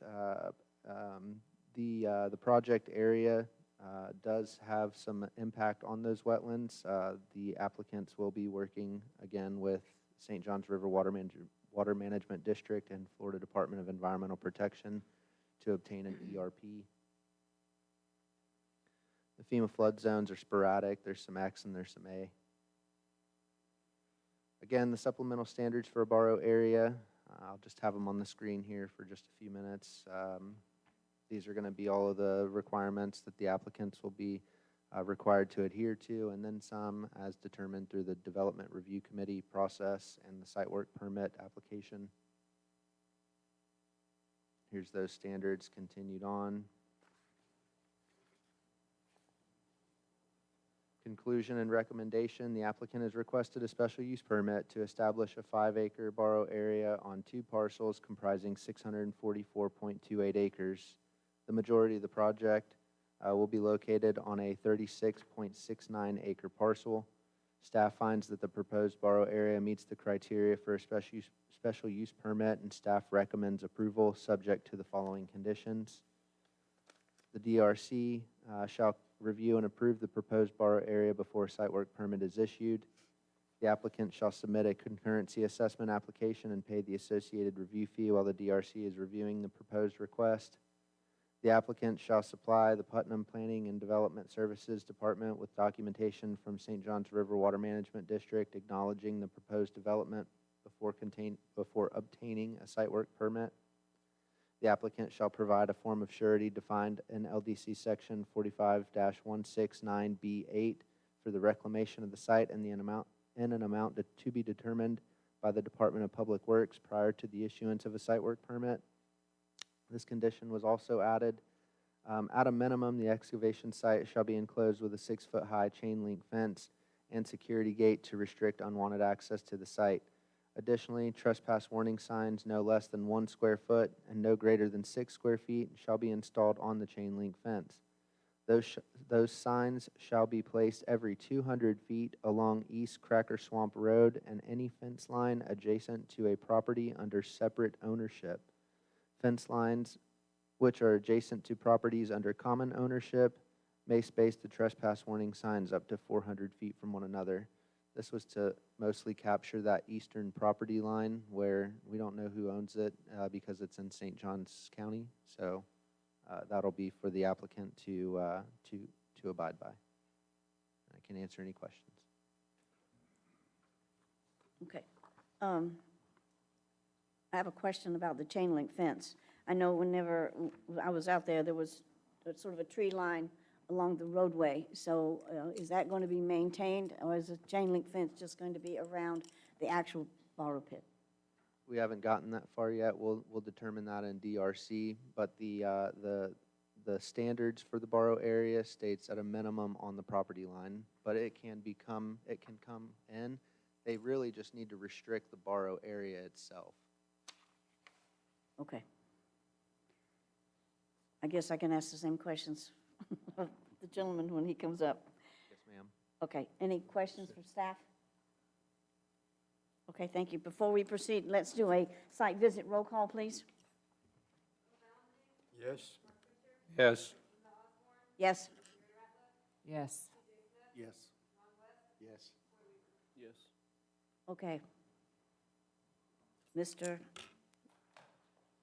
Matt Lady. Lottie. Okay. All right, make sure that everybody can hear you, because No problem. the system's in and out, or sometimes you stand closer and not as close before. Okay, this is your busy day, so. Thank you so much, Madam Chair. Matt Lottie, 2225 State Road A1A South, Engineer of Record for Rainier Forest Resources.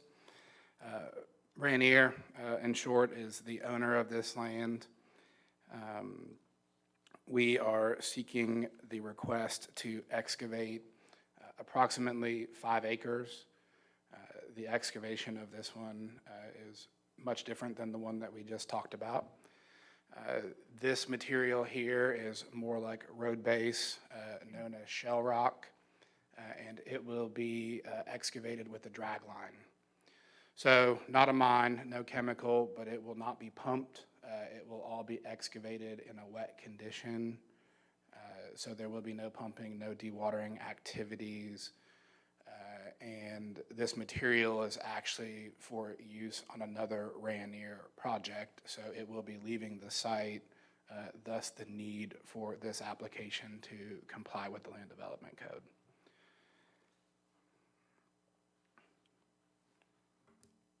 So location map here showing where this parcel lies. It's to the south of Cracker Swamp Road. In Putnam County, Rayonier is the adjacent landowner to the east also. However, that land is in St. Johns County. These parcels are bound by drainage systems maintained by the Hastings Drainage District.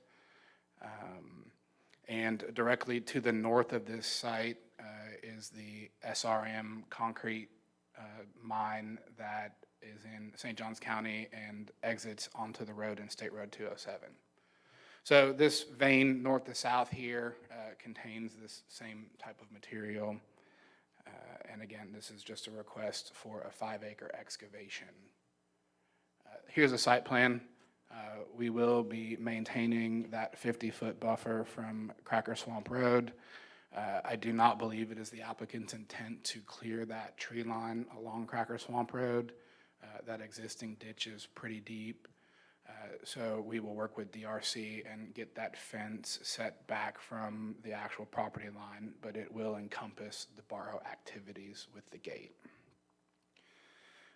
As Mr. Baker mentioned, there are some wetlands to the west. They are not in our project limit. They have been flagged. They are shown on the site plan, and we will be maintaining the 25-foot upland buffer on those wetlands. Again, for the overall, how this fits in the parcels, we've hatched the one parcel ID. Honestly, not sure how that parcel ID was generated back in the day, but it's within the larger section here that's owned by Rayonier. Again, the restoration plan, as Mr. Baker mentioned, there's really not a whole lot of restoration here. We'll restore any disturbed areas with hydro seeding or sodding. And as mentioned, we don't anticipate this lake being really any deeper than 10 feet post-construction. Consistency with the comprehensive plan, again, as Mr. Baker mentioned, we're in the A1 Ag Future Land Use. Construction of this excavation area is allowable within the AG zoning district. Consistent with the rural nature here, these roads are being used by heavy farm trucks and heavy truck traffic in today's existing condition. We're going to access directly to Cracker Swamp Road. We'll be obtaining the driveway permit from Public Works, working through the concurrency application. Again, hours of operation and the truck traffic. Again, theoretical maximum for the truck traffic. Honestly, don't see that one lasting very long to excavate. Again, it's intended as road material for another project that's active and ready. No lighting be proposed here.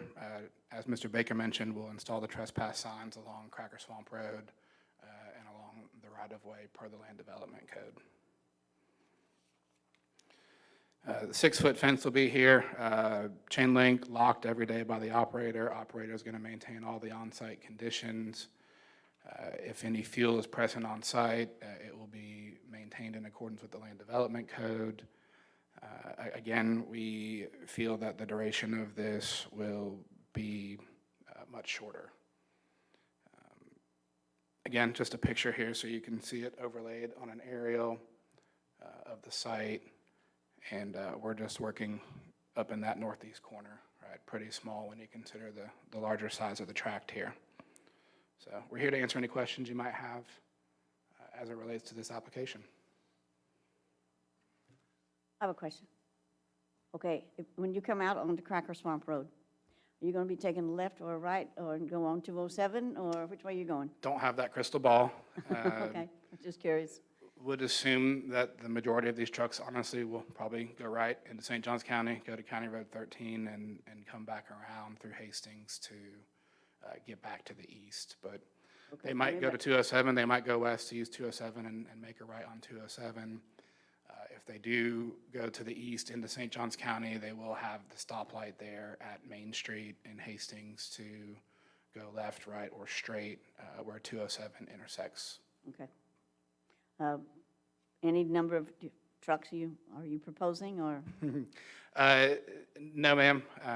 Again, well, we asked for the same 60, pretty typical in our applications. We do these across numerous counties here in Northeast Florida. Again, you know, as Mr. Surley recommended or suggested, we don't have these answers until we get there. So unfortunately, it is a theoretical maximum, understanding rain days, other inclement weather, nobody's working, you know, so. Okay, explain to me a drag line. Is that, I'm assuming, is it going to be sort of like a strip mine to a Well, degree? in my beach mind, it's like a sand flea rake, right? Okay. Like you rake it in the water and you pull back the material. It's got a chain and it pulls. It's not mechanically excavated via a cutter head or water. You're using a track hoe or a line and excavating the wet material. Okay. It's very shelly material out here. I have a question only because I notice a drainage district board member back there. Is there any issue with the drainage district encroaching on any of their stuff here? I don't believe so. I'll be happy to hear what Mr. Coe has to say and work through anything that the drainage district wants us to work with them on. Any other questions? Okay, thank you, sir. Thank you. Okay, I do not have any speaker cards for this case, so is there anyone in the audience wishing? Oh, site visits, I'm sorry. Site visits. Should have done it before. Yes. Yes. Yes. Thank you. Yes. Yes. Yes. I have a good person up here keeping me in line. Okay, is anyone in the audience wishing to come forward and speak in favor of this application? No one's coming forward. Anyone in the audience wishing to come forward and speak in opposition? No one's coming forward. So at this time, we will close it to the public and open it up for board motion and discussion. Madam Chair, I move we approve special case number SUP 23-000004. As the request does meet the criteria for a special use permit as required by section 45-1083 of the Putnam County Land Development Code. With the conditions recommended by staff and with the addition, no additions, and authorize the chair to sign the final order. Second.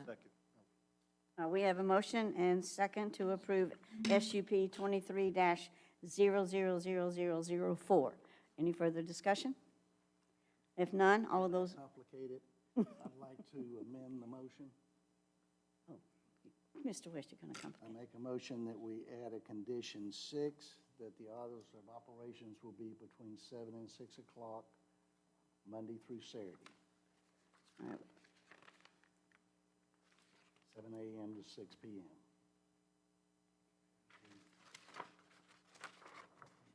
I agree with that. I need a second. Okay, we need a second. Second then. All right. Okay, you have a, I'm just saying we're okay with that if okay, you're okay with that? Okay, we have an amendment to the motion that the sixth condition, that the hours of operation be 7 a.m. to 6 p.m. to 6 p.m. Monday through Saturday. All right. We have a motion and a second. All right, all of those in favor to the amendment, say aye. Raise your right hand. I'm sorry. 1, 2, 3, 4, 5, 6, 7. Okay, motion carries. Okay, back to the original motion to approve SUP 23-000004. Motion and a second. All of those in favor, please indicate by raising your right hand. 1, 2, 3, 4, 5, 6, 7. Motion carries, 7-0.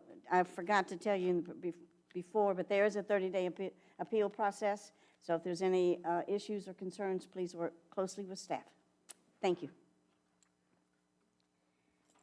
Miss me on that one. Be involved in the other one too? Okay. It's not. He was involved with the other one too. No, evidently not. Okay. The next case is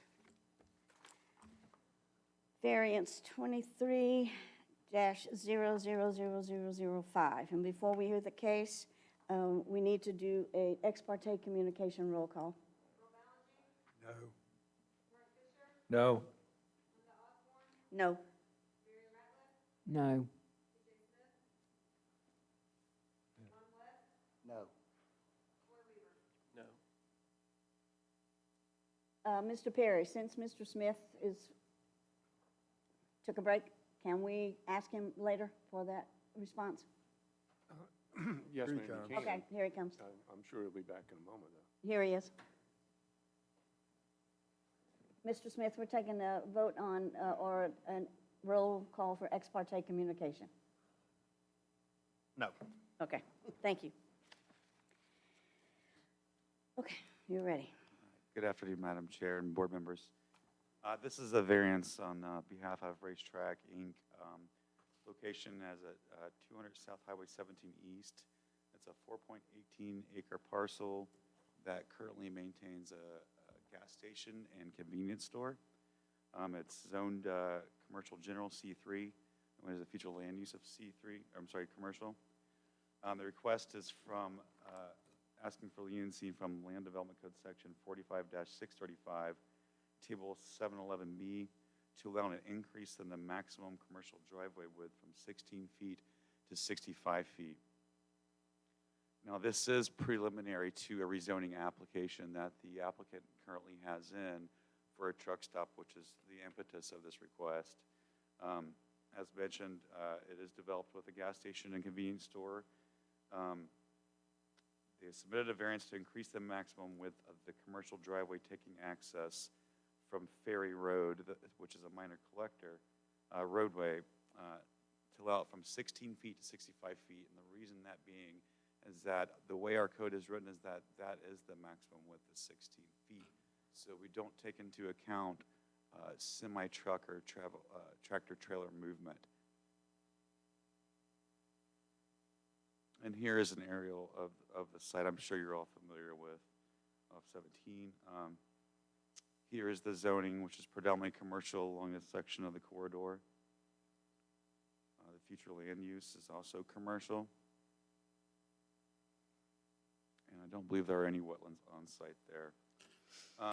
So staff finds that the variance requested, it's not the minimum variance requested. However, as mentioned, it does, this is kind of a rarity. We don't have many truck stops in Putnam County, and our code doesn't really account for those semi-truck movements.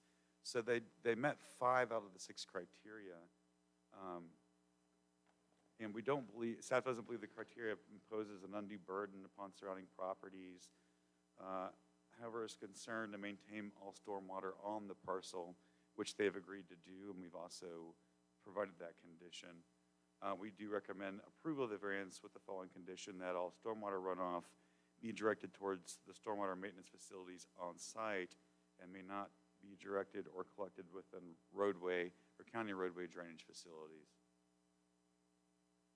So that concludes my presentation. The applicant and the representatives are here, and staff's here to answer any questions as well.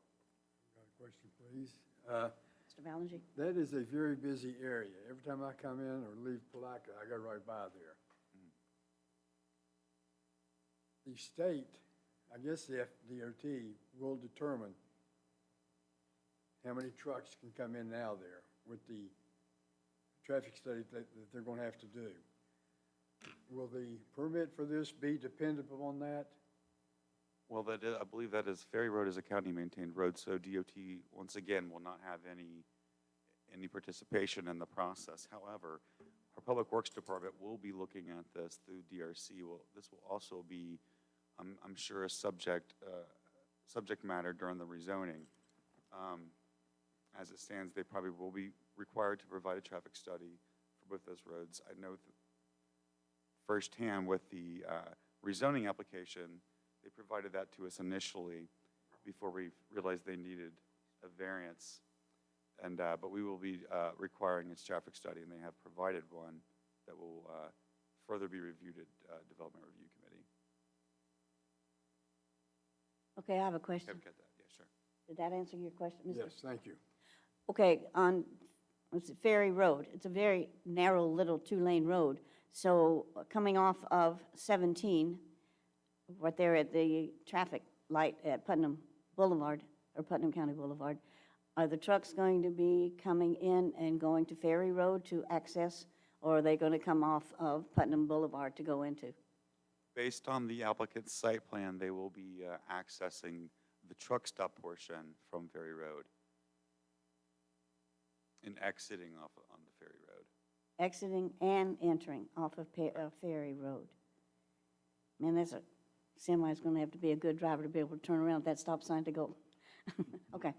That just seems like such a small little street there that semis would be. And as I mentioned, you know, these are conceptual. We will have further eyes on the review throughout the rezoning process and through the Development Review Committee process. So there is a zoning change request?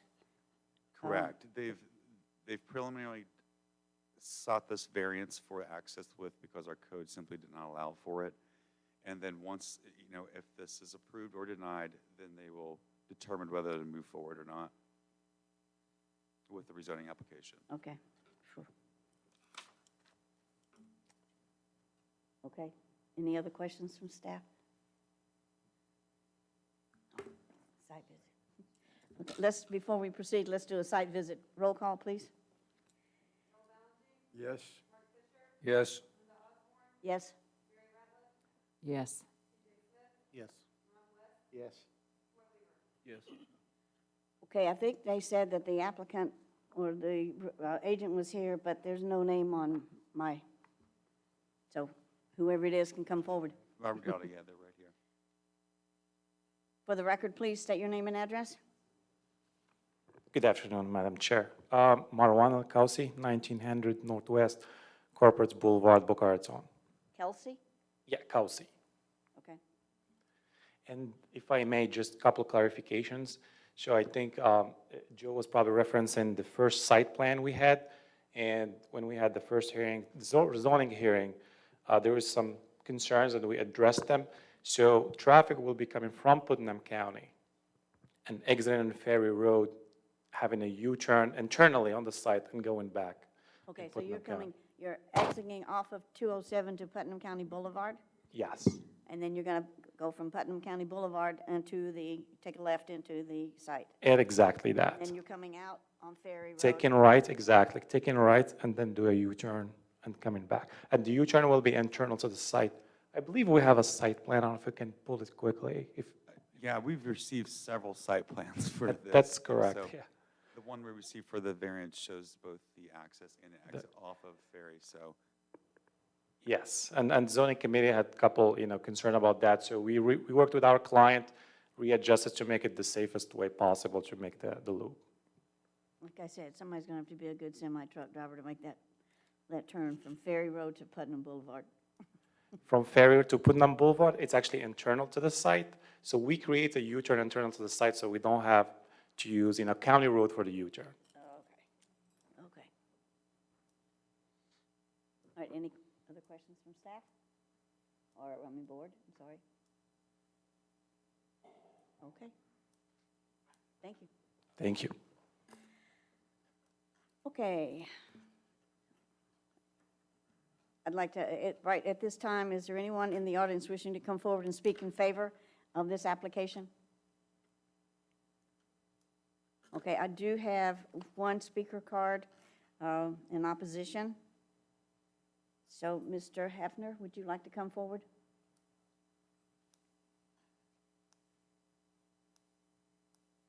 For the record, please state your name and address. Name's Jerry Hafner. I live at 122 Hilty Lane in East Palatka.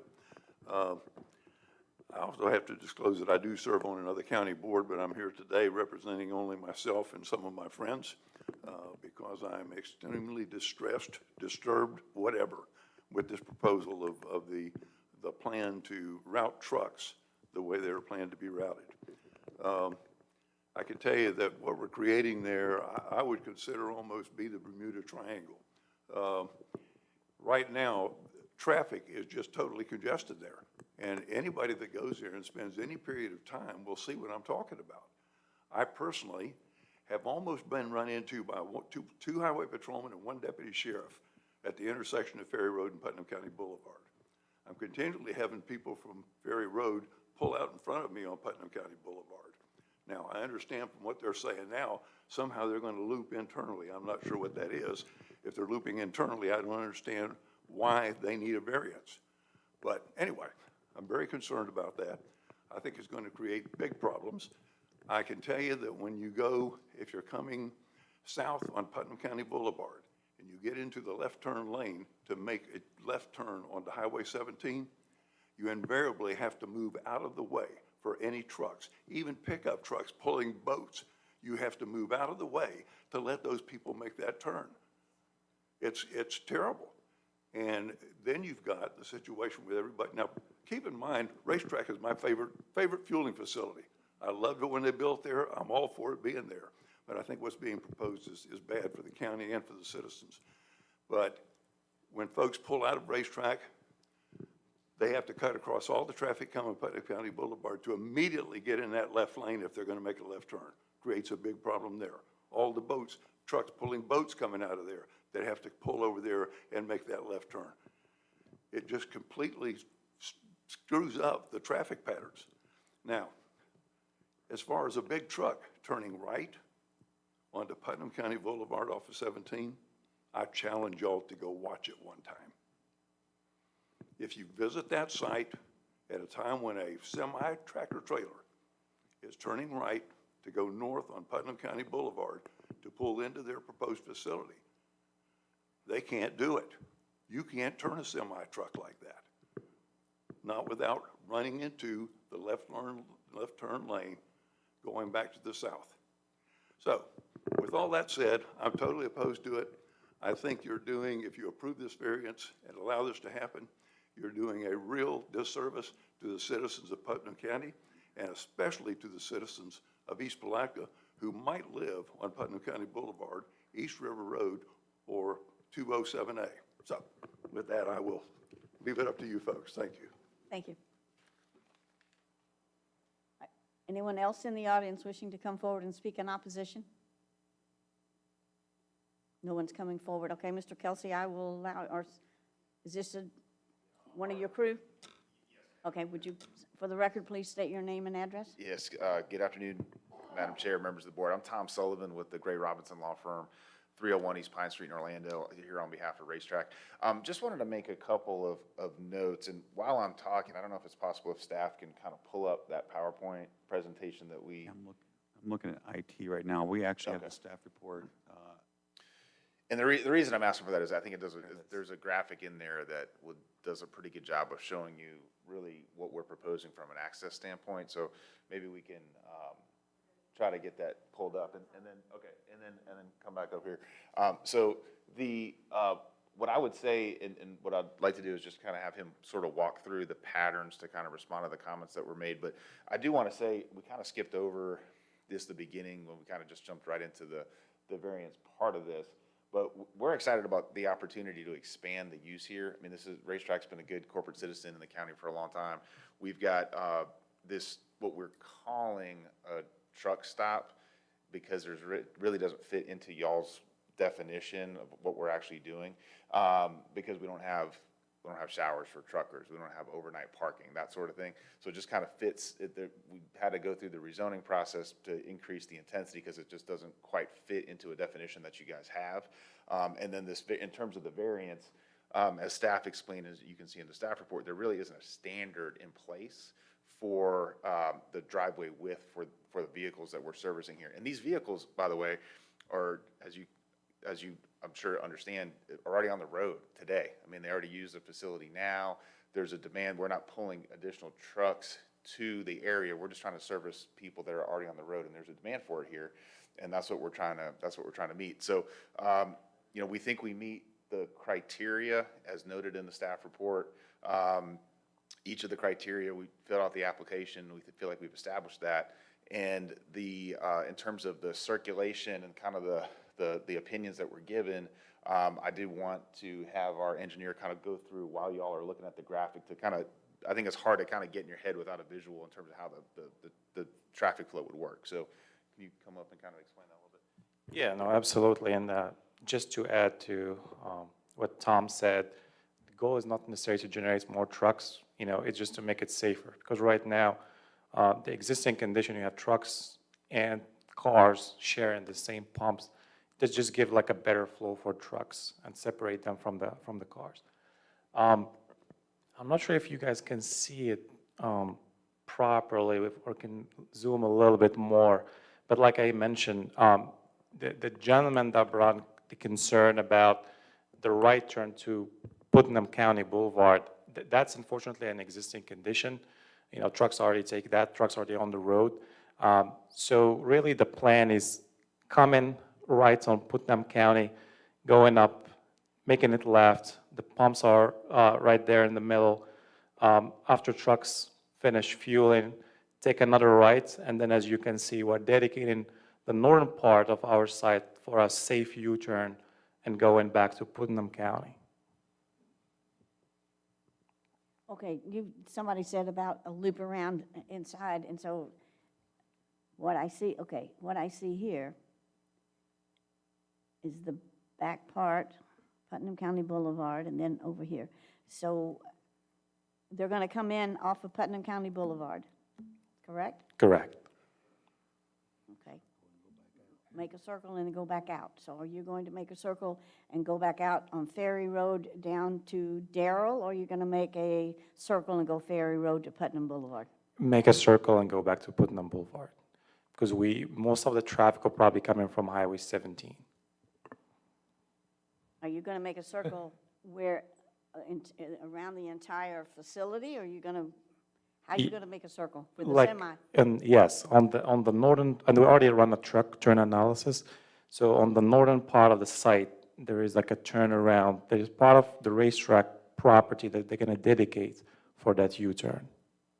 Okay, so the trucks are going to come in, Putnam, circle, and then go back out? Yes. To Putnam County Boulevard or Ferry Road to Putnam County Boulevard? From Ferry Road, circle back and go back to Putnam Boulevard. Okay. Still say there's a tight squeeze. Mr. Fisher? Sure. Are you gonna have to redo the intersection there at Putnam County Boulevard and 17? The only thing we're proposing that is off-site is actually a stop condition on Ferry Road coming south. Well, because if you're coming north on 17 with a 54-foot trailer, how are you gonna make that turn? Robert Morgado, also Bowler Engineering, 1900 Corporate Boulevard. Just wanted to clarify. Speak. Just wanted to clarify. We're not making, or sorry, the vehicles, the trucks wouldn't be making that existing turn back onto Putnam County Boulevard. Instead, they would be circulating through our property.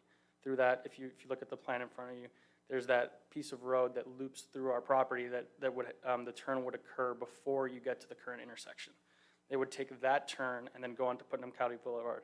And that piece of road there within our property is enough for one of these trucks to fully be within our property and not, be on the road on either side. So they wouldn't be making that existing maneuver. Instead, we'd be cutting that short on our property. And regarding the current intersection, we'd be making that a three-way stop. I understand that, but I've been at that intersection and I drove trucks for 30 years, and you need almost the turn lane to make that turn with a truck.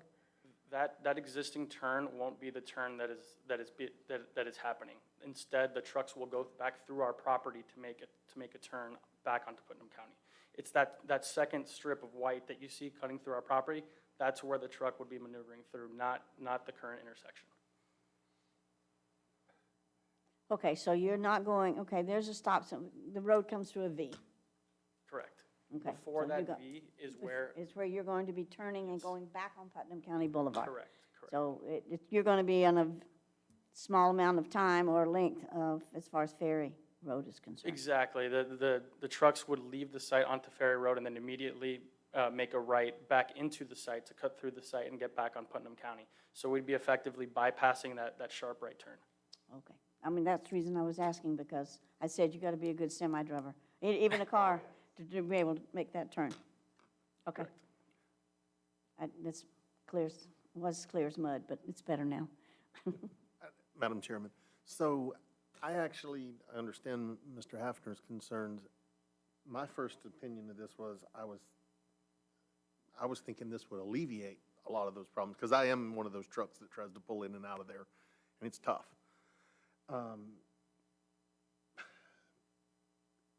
guess my question is this to alleviate some of the traffic jam problem with the boats, the trucks, the whatever, to move them back there, instead of having that kind of jammed up bottleneck, I'm gonna call it, I guess? That's correct. So currently, both trucks and regular passenger vehicles go to the main gas station to fuel. Now the trucks would be routed back there, and also, in addition to that, that current intersection, we heard what the zoning board had to say, and that they're, currently, as existing, maybe that isn't the safest intersection. So we've also proposed a three-way stop in that area to not only alleviate some of the issues on site, but to help with the off-site traffic situation.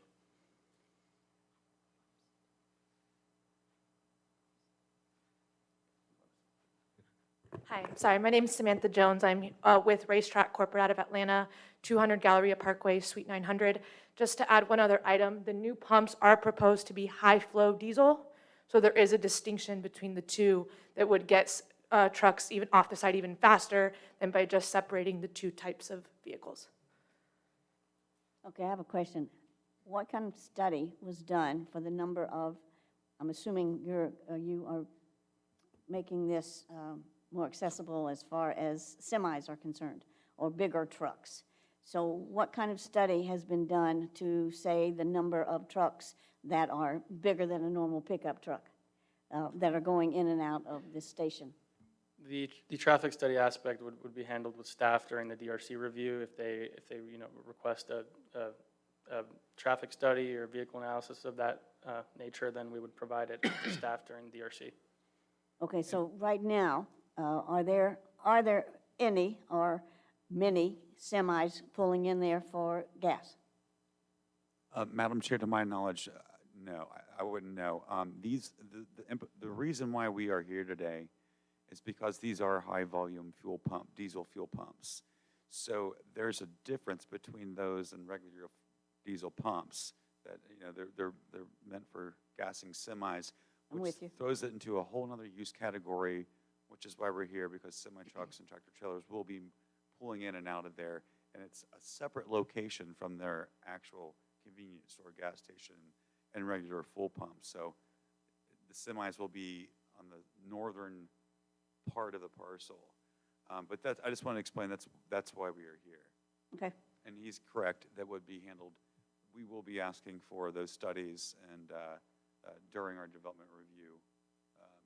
Okay, so right now, there's no indication as to how many would or would not, or could be or could not go through there. We'll be looking at that at the public hearings for the rezoning. We'll also be looking at that at the development review committee meetings, subsequent to the DRC meetings, if it gets approved. I'm sorry.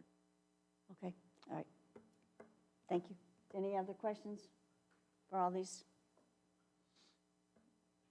Okay, Mr. Hafner, I'll let you come back up. Thank you, guys. Thank you. I'll let you come back up normally. You say you have your say-so. Go ahead, talk to us. Jerry, okay, and Give us your name again. Jerry Hafner, 122 Hilty Lane, East Palatka. One of the most important things that's failed to be mentioned here today, unless I missed it because I wear hearing aids and I couldn't hear everything. Right along the side of that road where they're talking about coming out on the Ferry Road and making that turn directly back onto Putnam County Boulevard, that is a very popular bike trail, paved by the state. It's there for bike traffic from St. Augustine to Palatka, and it's traffic on it all the time. I've talked to some of the bikers because they're friends of mine.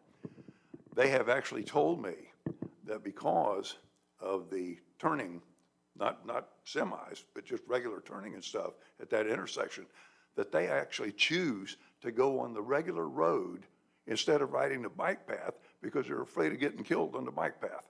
So I think that's not made up. That's a fact.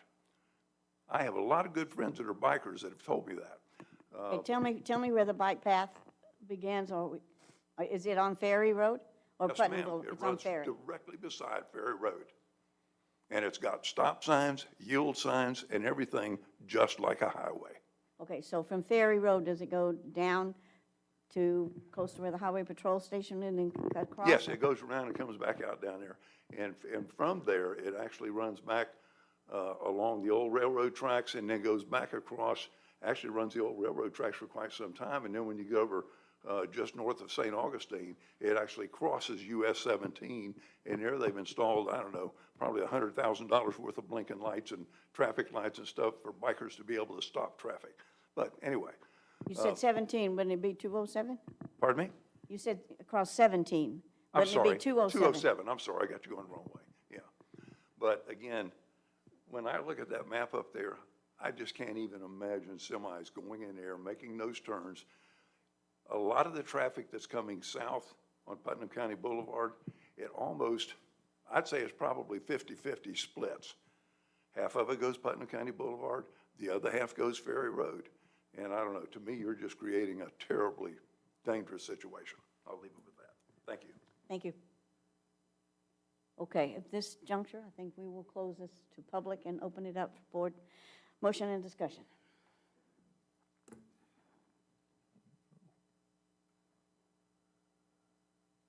I have something to say about this. I've got to agree with Mr. Fisher. I don't see how one of those big trucks is going to turn right off of 17 and go up to the truck stop there, or turn right on Ferry Road. I mean, those are small roads, and those are big trucks. I mean, I don't drive one, but they're big. They take a lot of room to turn. If we're going to do this, I can almost guarantee we're going to have to do major modifications to both Putnam County Boulevard and Ferry Road where it meets 17 to get those trucks in and out. Well, one good thing about it, it's not going to be our job. So that's it, you know, if they do, it's not going to be our job, so y'all, you know, if it's approved, y'all have to figure it out. Or you make that semi into a little pickup truck. Okay, thank you. All right, any other comments? I'm just, I don't know, I'm kind of blown away because the whole time I was viewing this as something that would make the traffic better through there instead of, because I know trying to turn in there, a lot of times I'm stopped out on 17 for who knows how long, waiting on boats to turn in or whoever, and I don't know. And until Mr. Hafner brought that up, I was thinking it was a great thing to get this traffic moved out off of there. Okay. But, yeah, it's kind of beside the point, but. Okay, who's willing to offer up a motion? Madam Chairman, I move we approve variance 23-00005 as it meets the criteria for variance as required by section 45-833 of the Putnam County Land Development Code with the one condition recommended by staff and authorize the chair to sign the final order.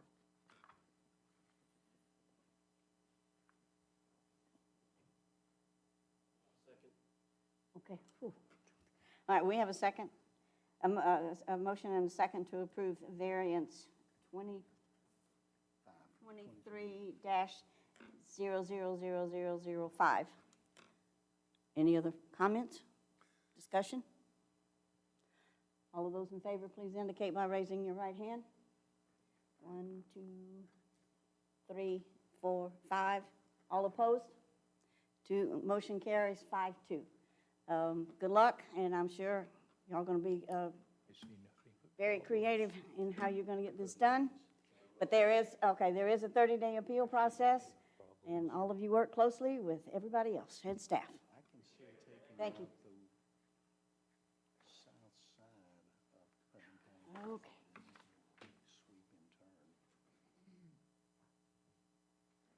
All right, the next case is SUP 23-000005. Let's do an ex parte communication roll call. No. No. No. No. Yes. No. No. Okay, Mr. Perry, since Mr. Smith answered yes to the ex parte, would you like to take over? Yes, ma'am. Thank you, Madam Chair. I don't know if this is working, but I hope everyone can hear me. Mr. Smith, have you heard, seen, or been provided with any written materials that would affect your ability to consider and decide this matter in a fair and impartial manner? No, sir. Thank you very much. I didn't get this case. Okay. All right. If you're ready, Mr. Zach. Thank you, Madam Chair. For the record, Zachary Baker, Planning and Development Services. This is special use permit case SUP 23-000005. The application is for a borrow area in the agriculture zoning district. The applicant is Ken Lee and Rhonda Jill Elliott. The agent is Mr. George Young, as well as Derek Wilkinson. I believe the applicant and the first agent are present today. The location is 190 Lundy Dirt Road in Palatka. The future land use designation is agriculture, and the zoning district designation is agriculture. The project site is 73.57 acres. The proposed borrow area will encompass 6 acres.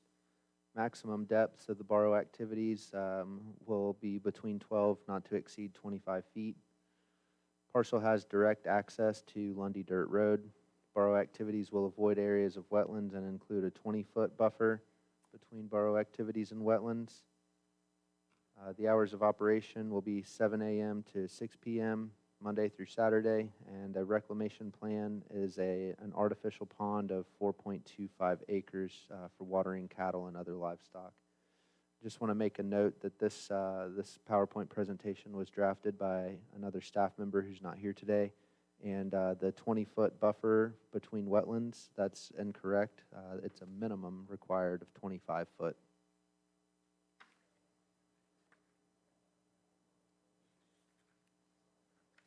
This is also not the appropriate aerial. Give me 1 second, please.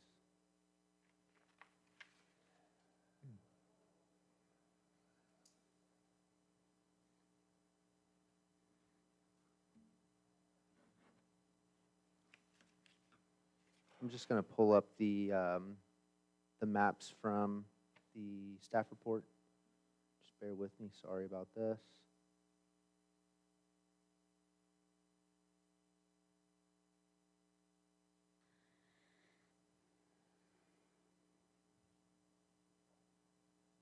So here you are seeing the land use, the future land use map of the subject parcel. It's got an Ag 1 future land use.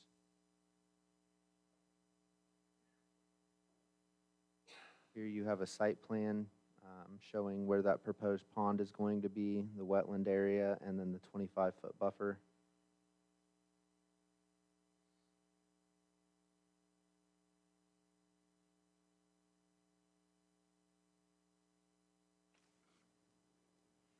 And here is the aerial map of that property as well. I'm going to jump back to the PowerPoint and then skip through.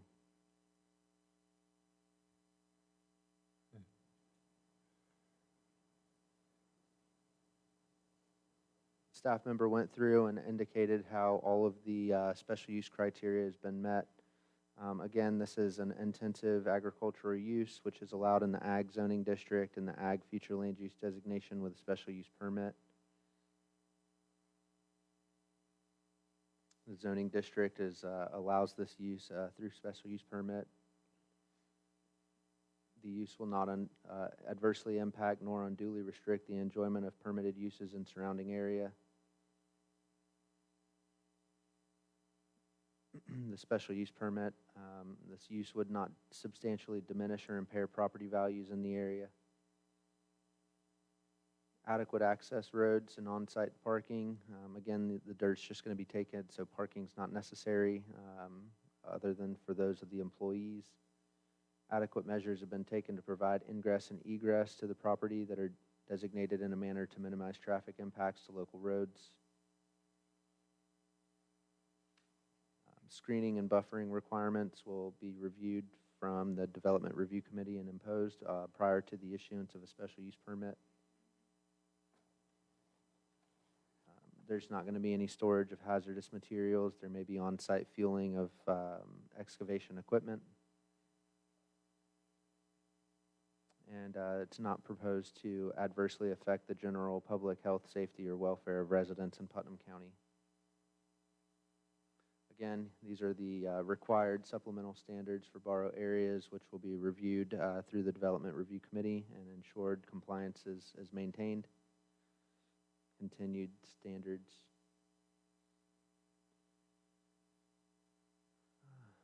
And the conclusion and recommendation here is also incorrect, but essentially, based off of what was provided to you in the staff reports, the applicant has requested a special use permit to establish a 6-acre borrow area in the agriculture zoning district. The applicant will be required to obtain a borrow area or site work permit and go through the DRC. Staff is recommending approval on this request with 4 conditions, which are similar to those that we heard at with the first case. So DRC shall review this project before a site work permit is issued. A concurrency assessment will be required by the DRC during that review process. Any necessary permits required from the St. Johns River Water Management District shall be issued prior to obtaining the site work permit, and the applicant shall provide a form of surety defined in the LDC section 45-169B8 for the reclamation of the site to be determined by the Department of Public Works prior to the issuance of the site work permit. I do apologize for the issues with this PowerPoint, but I'd be happy to answer any questions. Is the applicant here? The applicant and the agent are here. Yes, sir. Okay, I have a question for you. I have a question. I'd like to ask Mr. Elliott what type of trucks or size of truck is going to go down. Okay, wait a minute. Are we addressing staff report, or are we addressing questions? This is concerning the staff report. Okay, I'll ask the staff then. What size of trucks are going to go down that small, narrow, county-maintained road? I don't have the narrative in front of me to see if that was identified. Perhaps the agent can elaborate on that, but at this point, we're not really caught up with who's excavating when, where, how. We're just trying to make sure that this use can be allowed on site. The DRC will capture the specifics of the size of trucks, trips per day, amount taken per day, things like that.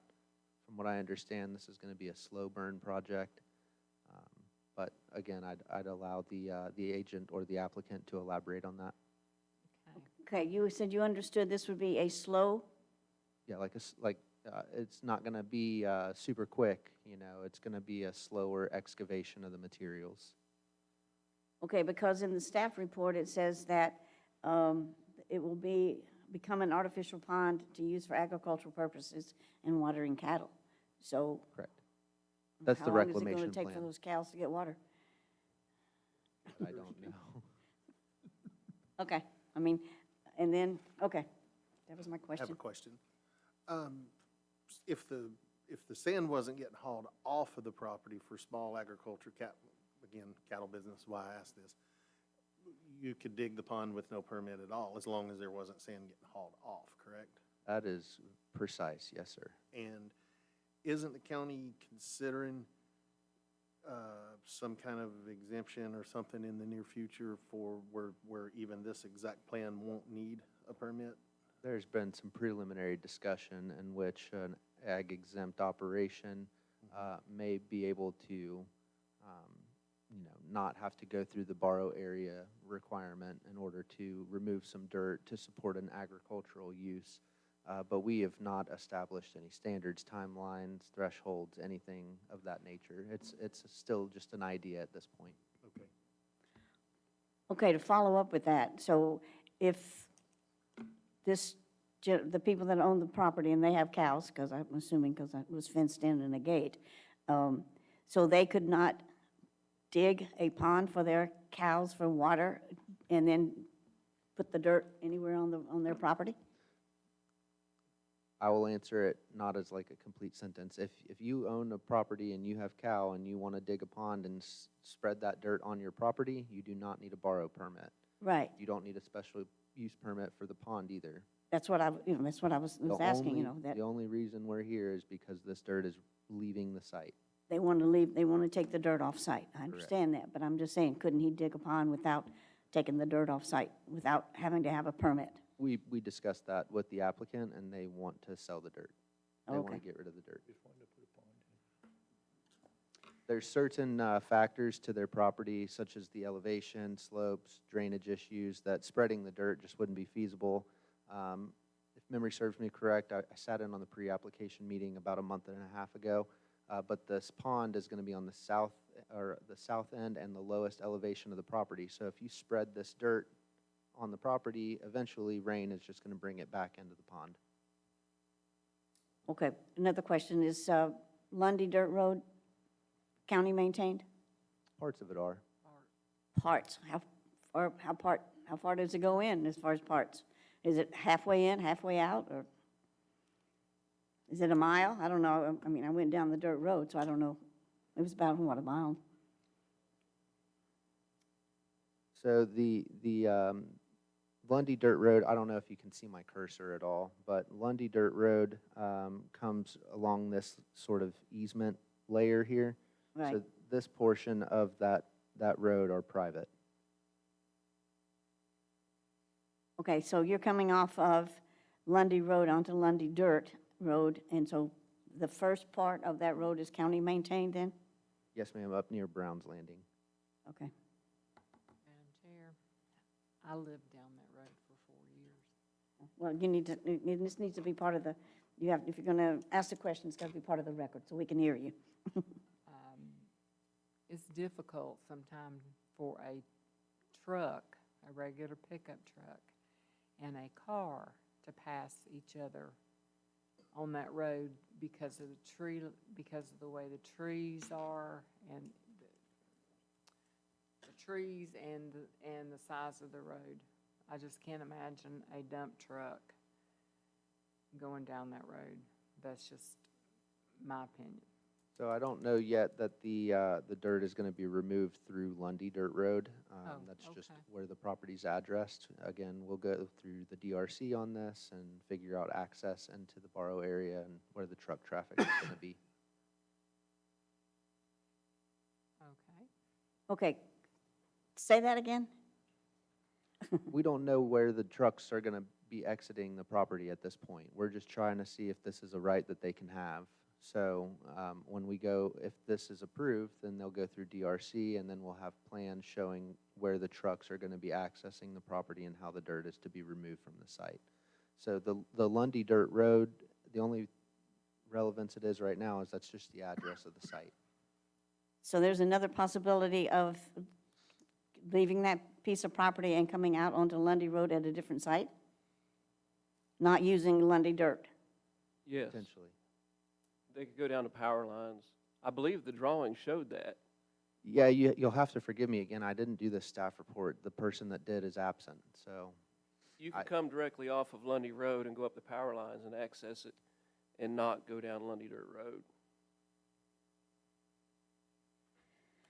Okay, but another question, if we approve this today, And it would be determined at a later date that they can use another access, and so Lundy Dirt Road would be taken out of the equation?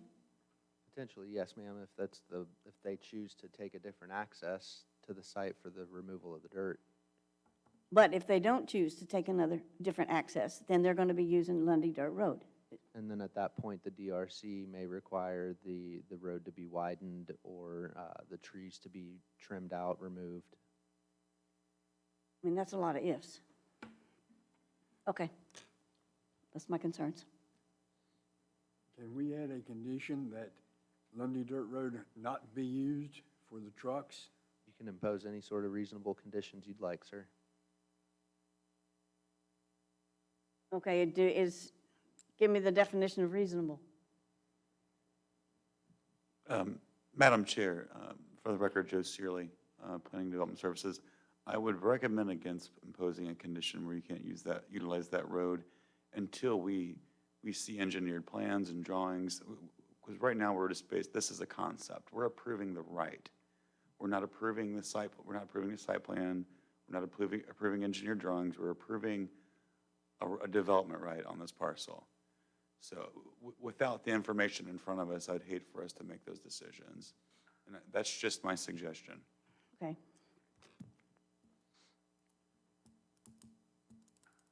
All right, any other questions from staff? All right, this time, site visit roll call, please. Yes. Yes. Yes. Yes. Yes. Yes. Yes.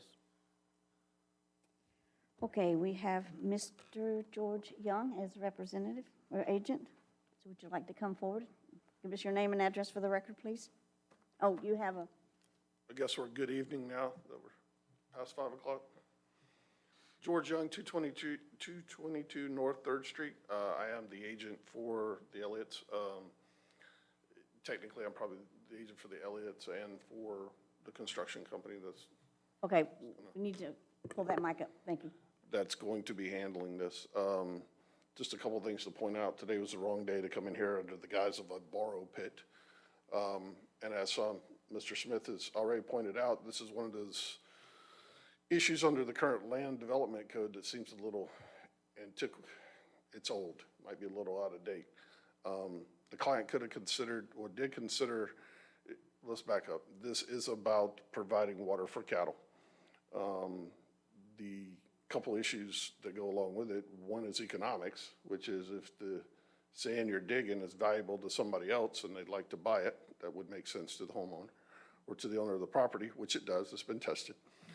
The second is that on this particular piece of property, it is not feasible to spread this dirt around or to place it anywhere else that would be useful. Based on the slope design of the property and other things, it probably wind up washing either back into the pond area or into the adjacent wetlands. There's a lot of places it could drain out to. Even though it's a 6-acre area, I believe my client's property is actually, the slide says 75, but it's actually a little over 66 acres. Even though we're talking about a 6-acre area, you're only talking about a 4-acre pond. The reason for that is to ensure that you have a nice gentle slope coming in from all 4 sides into the pond, so it's not a dangerous area. The issues regarding the routes in and out of the property, several have been investigated. Those haven't been determined yet because we haven't gotten to the DRC process. My clients, I think, are more than willing to work with whatever process is necessary to make it a safe extraction of vehicles.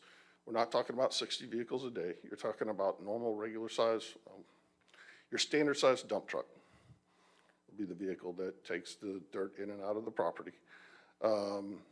It's been, I think Zach said slow burn. I'm not sure it's going to be a slow burn. I think my clients anticipate within a year the dig would be completed and the sand removed. Quite frankly, it could go a lot faster than that. It could be gone as quickly as 6 months, depending on where the sand is needed. As far as the dig process goes,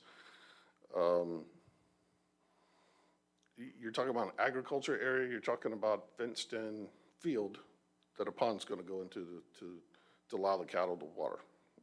That's basically what we're doing. And the reason we are here today is because under the LDC, if we remove dirt or sand from that site, you have to get a special use permit. And my clients chose not to use blacked out dump trucks in the middle of the night to remove it. They want to go through the right process. So that's why we're here. If there's any specific questions, I can probably answer them for you. Any questions for Mr. Young?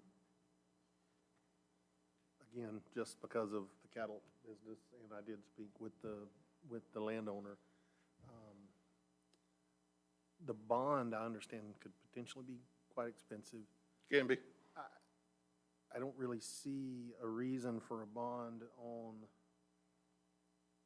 I mean, if it was a bond for the road or something like that, I could understand, but a bond for their own personal property where I believe his house is on that property even too, I don't understand why that's necessary.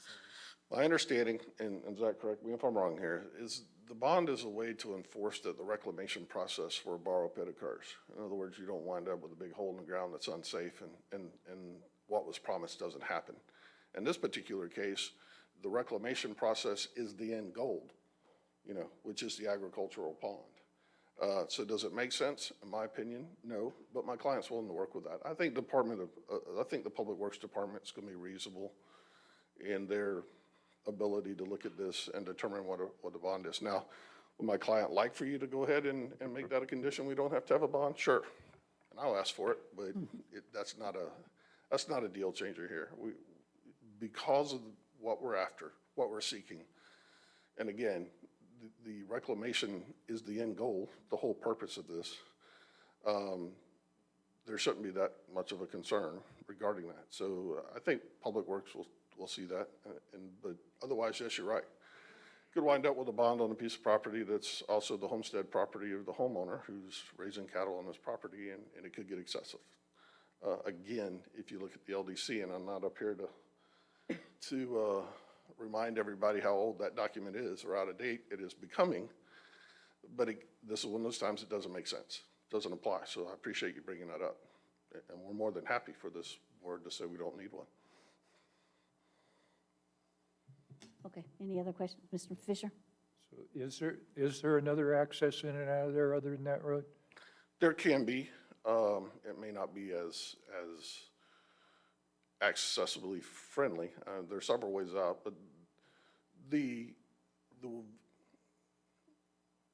initially the way out that was proposed is the most common sense based on location. And if you look at the road, you're talking about 5 miles per hour, I think, on that part of the road, and then it creeps up. I don't see there being a problem. I've talked to the company that's going to dig and haul the sand, going to dig the pond and remove the sand, and they don't have any concerns about it. But if in the DRC process they determine that's not the best way to do it, then my clients will comply with that. Okay, any other questions? Mr. Earl, Mr. Ballinger? If we do approve this today, is he going to come back later for another approval once they get all the ends tied up? I don't think that's how the process works. This is it, all right. But your approval is the use of something that's approved under the Code for Agriculture. I mean, I understand the other concerns. You have the right to address those. But most of those concerns are usually addressed and dealt with during the DRC process. Again, I'm not saying I advocate for this particular process. I think you need more specifics before it comes to you, to be honest with you. But what we're asking for is the approval of a special use permit, which is allowable under our land development code for agriculture. So I understand from staff, I think, and clarifying both of you guys, I guess, none of our concern is the haul route at this point. It's only the pond, correct? I'd refer you to your own counsel for that. I'm not going to step in on him, on his purview. Thank you, Mr. Young. What the purpose of this board is and what the purpose of Mr. Young, I think he's trying to explain to you is that your question is, does the application meet the criteria for the special use project? As Mr. Young and other people have mentioned to us tonight, that a lot of the heavy lifting is done at the Development Review Committee. And, yet I can understand where Mr. Young is coming from because it's easy to think that we must make all the decisions. when actually the only decision is, does the application meet the criteria for the special use permit? And I wanted him to tell you that because I don't want you to get mad at me. But having sat in that chair, I think I mentioned that a few times before. Yes, you did. Okay, any other questions for Mr. Young? Okay, thank you, sir.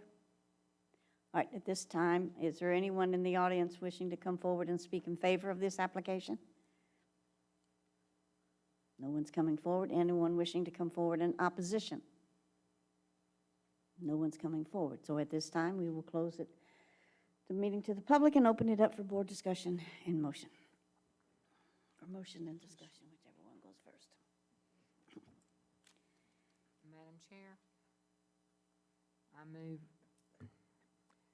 move we accept special use permit, case number, oh goodness, SUP 23-000005, as the request meets the criteria for the special use permit as required by Section 45-1083 of Putnam County Land Development Code, with the conditions as recommended by staff, and authorize the chair to sign the final order.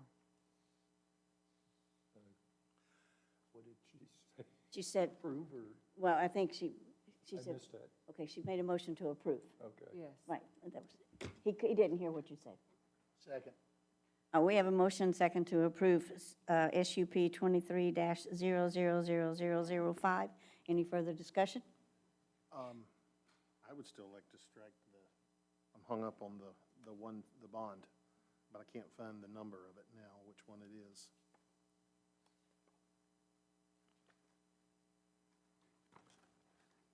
If there was a way we could strike I would like to add and strike number 4, which is the bond. I don't see a purpose for it on that property.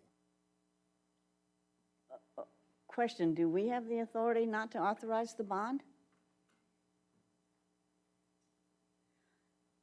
I thought that was a given. I will say this, that this is like a pond for cattle.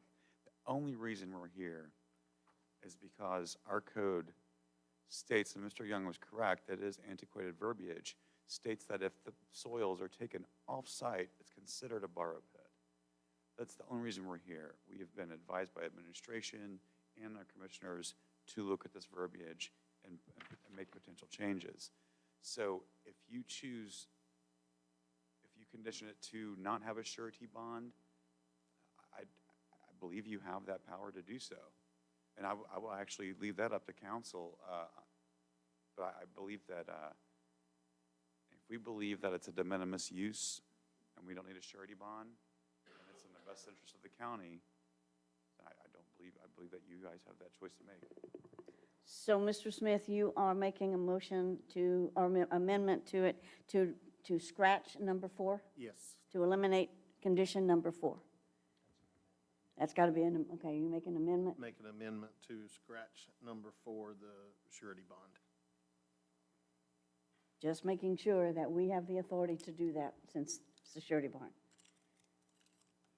Nobody's going to answer? Well, like I said, I would deflect to our legal counsel. I'm a lawyer. I'm happy to chime in and argue if you want to hear that part. I have no problems, I'm just making sure that, if that's a condition, then we can scratch. If we can eliminate it, then so be it. I believe that it's a requirement in our land development code, so I believe it may be required. However, I believe this board has the power to remove Okay. that condition All right. or that requirement if they choose so. Like I said, it can be appealed in 30 days, so. Okay, all right. So, Mr. Smith's motion to eliminate condition number 4. We have a motion. Anybody have a second? Second it. All right, we have a second to approve or second to scratch number 4. So all of those, okay? All opposed for the amendment? Okay, so motion carries to scratch 5-2 to condition number 4. So now back to the original motion to approve SUP 23-000005. Any further discussion? All in favor indicate by raising your right hand. 1, 2, 3, 4, 5, 6, 7. Motion carries 7-0. Okay, there is a 30-day appeal process, so whatever we did here today, if it's not kosher, I'm sure somebody will find out. All right, thank you very much. For some reason, I don't have the last case. You don't have the last one? I don't have a, I don't know. It's the, Okay. Our last case is variance 23-000007. Before we hear the staff report, let's do a site visit roll call.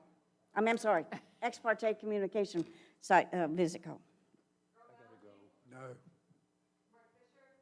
No. No.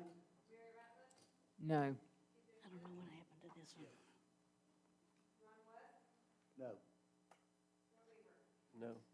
Okay, who answered yes to the ex parte? Oh, that yeah, was ex parte. No, I'm sorry. Okay. So many roll calls, it's like. Okay, all right, so we're ready. Okay, I think you need to introduce yourself since you're new to the staff. For the record, Leslie Sims, Planning and Development Services. I am the intern for the department. The presentation today is variance VAR 23-000007. The applicant is Brian Goff. It is at 207 Hess Road in Crescent City. The future land use is rural residential, and the zoning district is residential to family. The subject parcel is about 0.39 acres, and it's located in the Causeys recorded subdivision, recorded in June of 1891. The parcel has R2 zoning designation, which requires 75-foot frontage and a minimum of 7,500 square feet per the lot, which the parcel does meet. The parcel was given a notice of violation by code enforcement for a carport encroaching into the side and front setbacks. This did have a permit, but due to zoning staff error, it had to be caught by the code department. The current footers that are laid encroach into the 10-foot required corner side setback to 3 feet, and the required 25-foot front setback to 6 feet. It encroaches into the clear visibility triangle, and the permit cannot be effectively pulled until a variance is granted. The applicant is requesting a variance to allow the carport to exist in its current configuration to protect their boats. The structure is about 840 square feet. The applicant states that there's an existing drain field to the west of the parcel, which is pushing the carport into the front setback. Staff believes the carport could have been pushed further back if permits were initially pulled correctly. The carport cannot move south due to an existing oak tree that the applicant hopes to preserve. The structure encroaches into the 25 by 25 feet visibility triangle as defined by LDC 45-714. However, letters of support from neighbors say the structure does not impact visibility from the easement Helen Place. Here is our aerial map of the property outlined in blue. The zoning R2 as stated. The future land use, rural residential. And the wetlands map, the wetlands do not seem to encroach on the property. Here we have submitted photos from the view of Hess Road. As you can see, the footers are laid due to the initial permit being pulled incorrectly. Here is a photo from Helen Place, the area we fear that it encroaches visibility upon, and a photo of the drain field to show it can't move further back. The applicant meets about 3 out of the 6 criteria for the variance, proving there's a substantial hardship. The hardships are not self-imposed, although the variance may impede upon visibility from the easement Helen Place. Strict application of the code may deprive the applicant of privileges enjoyed by others in the R2 zoning. A variance is authorized due to circumstances unique to the applicant's property itself and not shared by other property owners in the area. There exists an undue and unnecessary hardship created by the zoning regulations. Staff is recommending approval with the following condition: that the applicant obtains all permits required for construction of the accessory structure. Questions? Do we have questions for staff? Okay, no questions? Okay, thank you. All right, let's do a site visit roll call, please.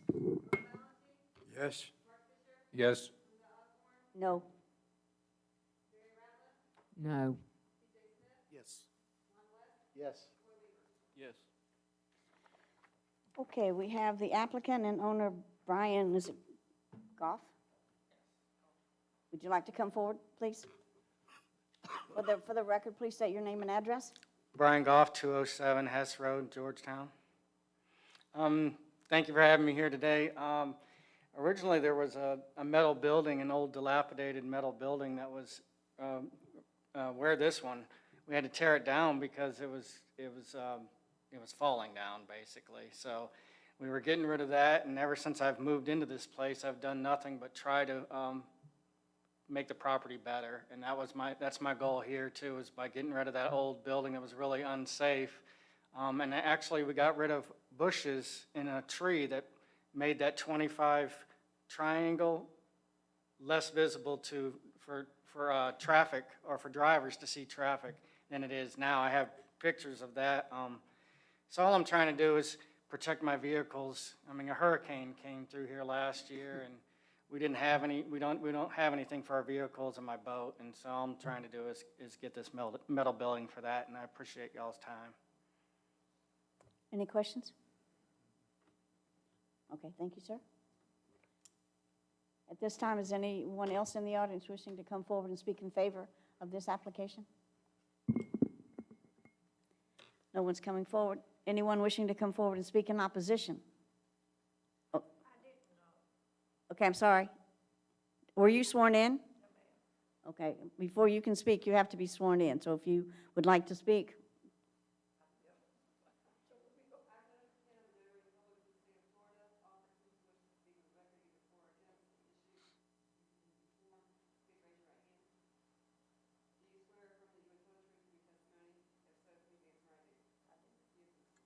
Okay, are you speaking in favor? Okay, please come forward to the podium. For the record, state your name and address. Shirley Warren, 206 Hess Road. Okay. Crescent City.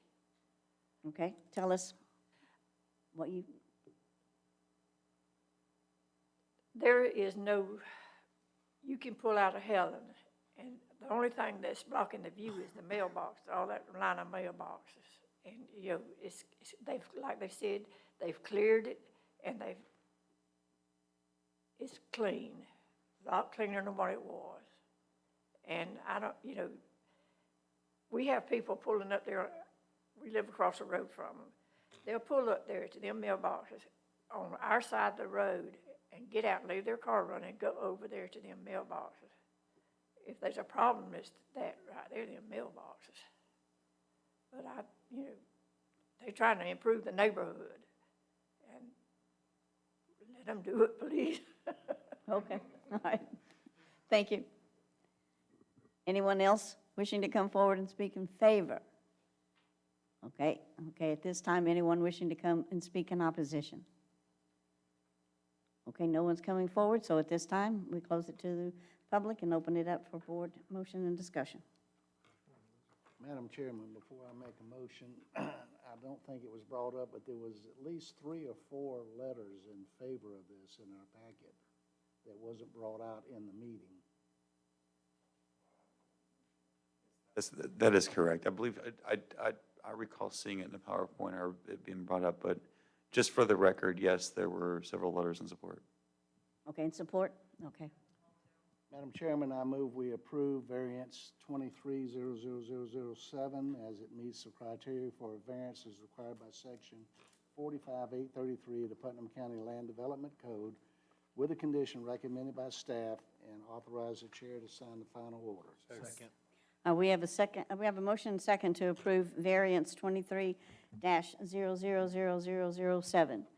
Any further discussion? If none, all those in favor, please indicate by raising your right hand. 1, 2, 3, 4, 5, 6. All right, motion carries 7-0. There is a 30-day appeal process, so work closely with staff, and good luck in your building. Okay, let me see what else we got. Do what? Minutes. Okay, do we have any old business before the board? Any new business? Okay, we have minutes for April 19th, 2023. Has everybody had a chance to read them? Move they be approved as read. Second. We have a motion and second to approve the minutes of April 19th, 2023. All of those in favor indicate by saying aye. Aye. All opposed, like sign. Motion carries 7-0. Mark wasn't here. He can't Mark vote. wasn't here, he can't vote. Okay, motion to adjourn. Make a motion, we adjourn. Thank you. Oof.